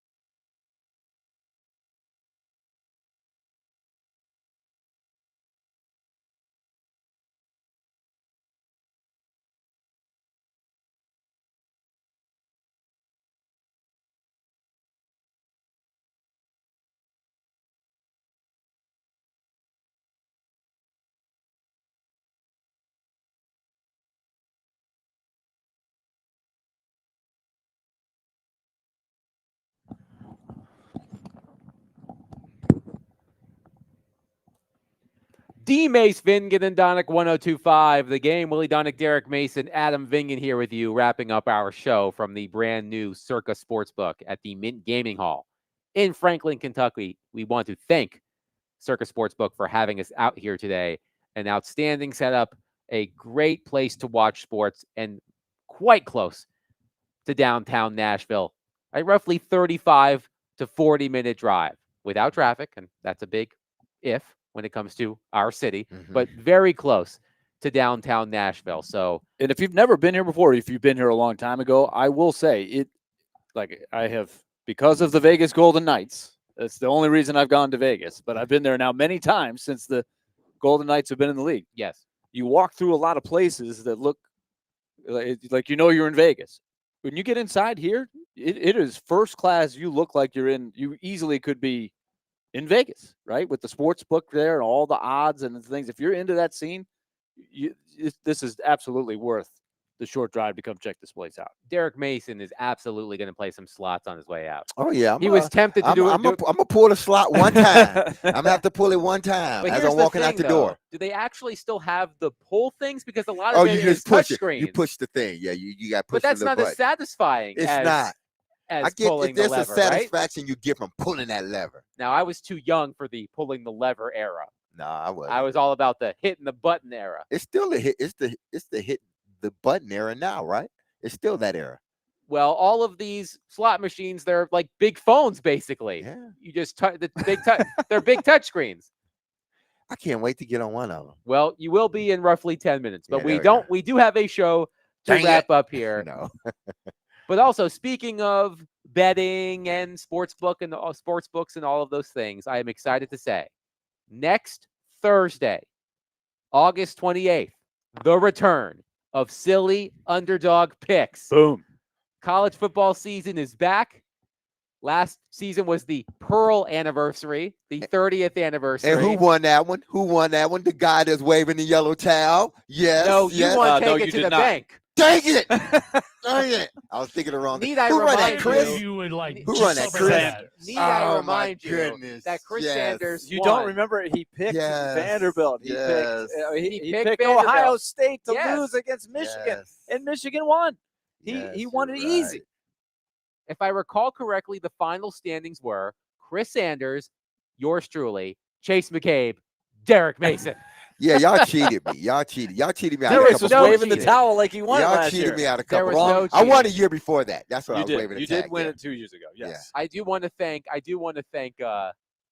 Jackson Dart because I picked Florida to beat Ole Miss near the end of the season. Yeah, and Jackson Dart had a bad game. Had a rough Didn't he throw game. like 20 interceptions? He threw some picks, and it cost him a playoff spot. Yes. So Jackson Dart helped me out in this competition, but silly underdog picks will resume next Thursday. Looking forward to that. Let's wrap up our show with our continuation of the Cam Ward vibe check. The vibe check. I want to know how all of you are feeling right now about Cam Ward. We are going to do this throughout the season. We're not going to do it every week. We may do it every 3 to 4 weeks, but I want to do it right now that the preseason is almost over. I want to give a shout out to Ben on our text line driven by WilsonCountyHunter.com because I love the way he laid this out. Pre-draft vibe, 6 out of 10. After draft trade proposal from the Giants, 5 out of 10. Now, 6 out of 10. Hopefully 7 out of 10 by Christmas. So from 6 to 5 to 6, hopefully to 7. I like how you're looking in big picture things. Because to me, we can't get too tied up in whether it was 3 for 7, 5 for 7, or 2 for 7 in the preseason game. We have to look bigger. Yes. And that was my whole thing. Like the numbers to me in preseason, they really don't matter much when you're talking about a guy that is entrenched as the starter, where they're making him the starter. And yes, the numbers don't look great, but if you actually watch the games, I think you feel a little bit better. I'm not saying you believe he's the end all be all, but I think if you watch the game and then looked at the numbers, you would feel better about what you saw actually on the film rather than the numbers. One texter says, I agree with Adam. Not me. Adam from Portland. The texter says, I agree with Adam from Portland. From the preseason games to his mentality and scuffle with Jeffrey Simmons, and just like Adam from Portland said, this team is terrible, but when it gets the right pieces around Cam, it's going to be fun to watch. I think he's improving so far. I don't think he'll have a Jaden Daniels type of season, but I think he'll be pretty good, rough at first, but I think he'll be improving as the season goes. Kyle in Shelbyville says, I feel like Cam is right where he needs to be in his growth and development. I still don't see him having very much success this season with these weapons. If Cam had a strong number 2 receiver, I'd feel much better. And I think that's an important distinction because we're going to have to separate Cam Ward's development from the production of his receivers. I go back to what Trevor Maddich said on our show yesterday, as Willie, you asked him about the chances that Cam Ward is taking. I believe his average depth of target in the preseason is 11.5 yards. That's a big number. A high percentage of his passes are going down the field. That's a big number. And Trevor said he likes that Cam Ward is testing his limits, but it's also about testing his receivers to see if they can keep up, so to speak. So I think it's important, Derek, that we separate Cam Ward's development from the play of the players who are catching the ball, because Cam Ward, as we saw with Van Jefferson in Atlanta, he can make a great play. It's up to his receiver to complete the play. And I think it may be tough for some Titans fans to separate those two things. Yeah, it is. And believe me, I get it. I understand. But I just want y'all, because we are in an era of recency bias. Mm-hmm. I want people to just think about the last game that he played, the last preseason game. You look at the pass of Van Jefferson. To me, that should have been a catch. You look at the other the pass where they were backed up, and it was 3rd and 13, I believe, and he threw an in cut. I think that may have been Manor. I think it was Manor. Manor. If Manor is reading that correctly, Cam Ward threw it away from the defender and right where Manor should have been. Now, Manor will learn better how to read coverages and be able to, slide over just a little bit more. But he hooked it up instead of coming out of it floating to the next to the actual open spot where Cam Ward threw it. Then there was another one to DK where DK was I think it was DK where DK was lined up as the slot. He was the second receiver inside of a 3-by-1 set. So it was a receiver, then him, and then another receiver on the outside to the strong side, 3-by-1. He ran the outside release, go fade route. That ball was put on the outside arm, his left hand, over the top of his shoulder. Now, they should have called pass interference, but that's another one that your receiver has to fight through to catch the ball. It was a perfectly delivered ball where only he can get it and not the defensive back, but he didn't. Those are passes that when you look at it and when you're objective, you look at it and say, that was a good pass. Now it's up to the receiver to do his job and catch the ball. People are just looking at it as a drop or catch. It's not that simple, people. It's really not. So I look at this past game and say, Cam took another step in his development. Is he there? No, he's not there yet. But from the first game to this game, he's reading the field much better than he did the previous game and the previous practices. He's not having any balls batted down. Thank God. Hopefully that will continue. But he is developing from the first game to the second game, and I expect that in the third game. B-Man says, I can't give my take on Cam until I see Friday night's last preseason game. I'll give it to you guys on Monday. That was not the assignment, B-Man. I am not giving you an extension on your homework assignment. No. Right. It's a simple, how are you feeling right now? How are you feeling right now, right B-Man? I never asked for an extension of my B-Man. homework in college. Just tell us how you feel right now. I feel like today's teachers are a little more giving with the extensions than my teachers were. My teachers like, why? You gotta come with something better than this for an extension. There are no extensions unless it's for real. Yeah, I left my textbook at hey, school. Can I get an extension? It's like, why do you need an extension? Exactly. I left my textbook at school. Well, that ain't gonna fly. You left the textbook at school. You should have took it home. Textbooks are all on your phone now, probably. Anyway, I don't know. But that'll do it for us today. We want to thank the brand new Circa Sportsbook at the Mint Gaming Hall in Franklin, Kentucky for having us out here today. A wonderful setup. We highly encourage you to come up here to Franklin, Kentucky, a short drive from Nashville, and enjoy some live sports and some sports betting. We will be live from First Horizon Park tomorrow.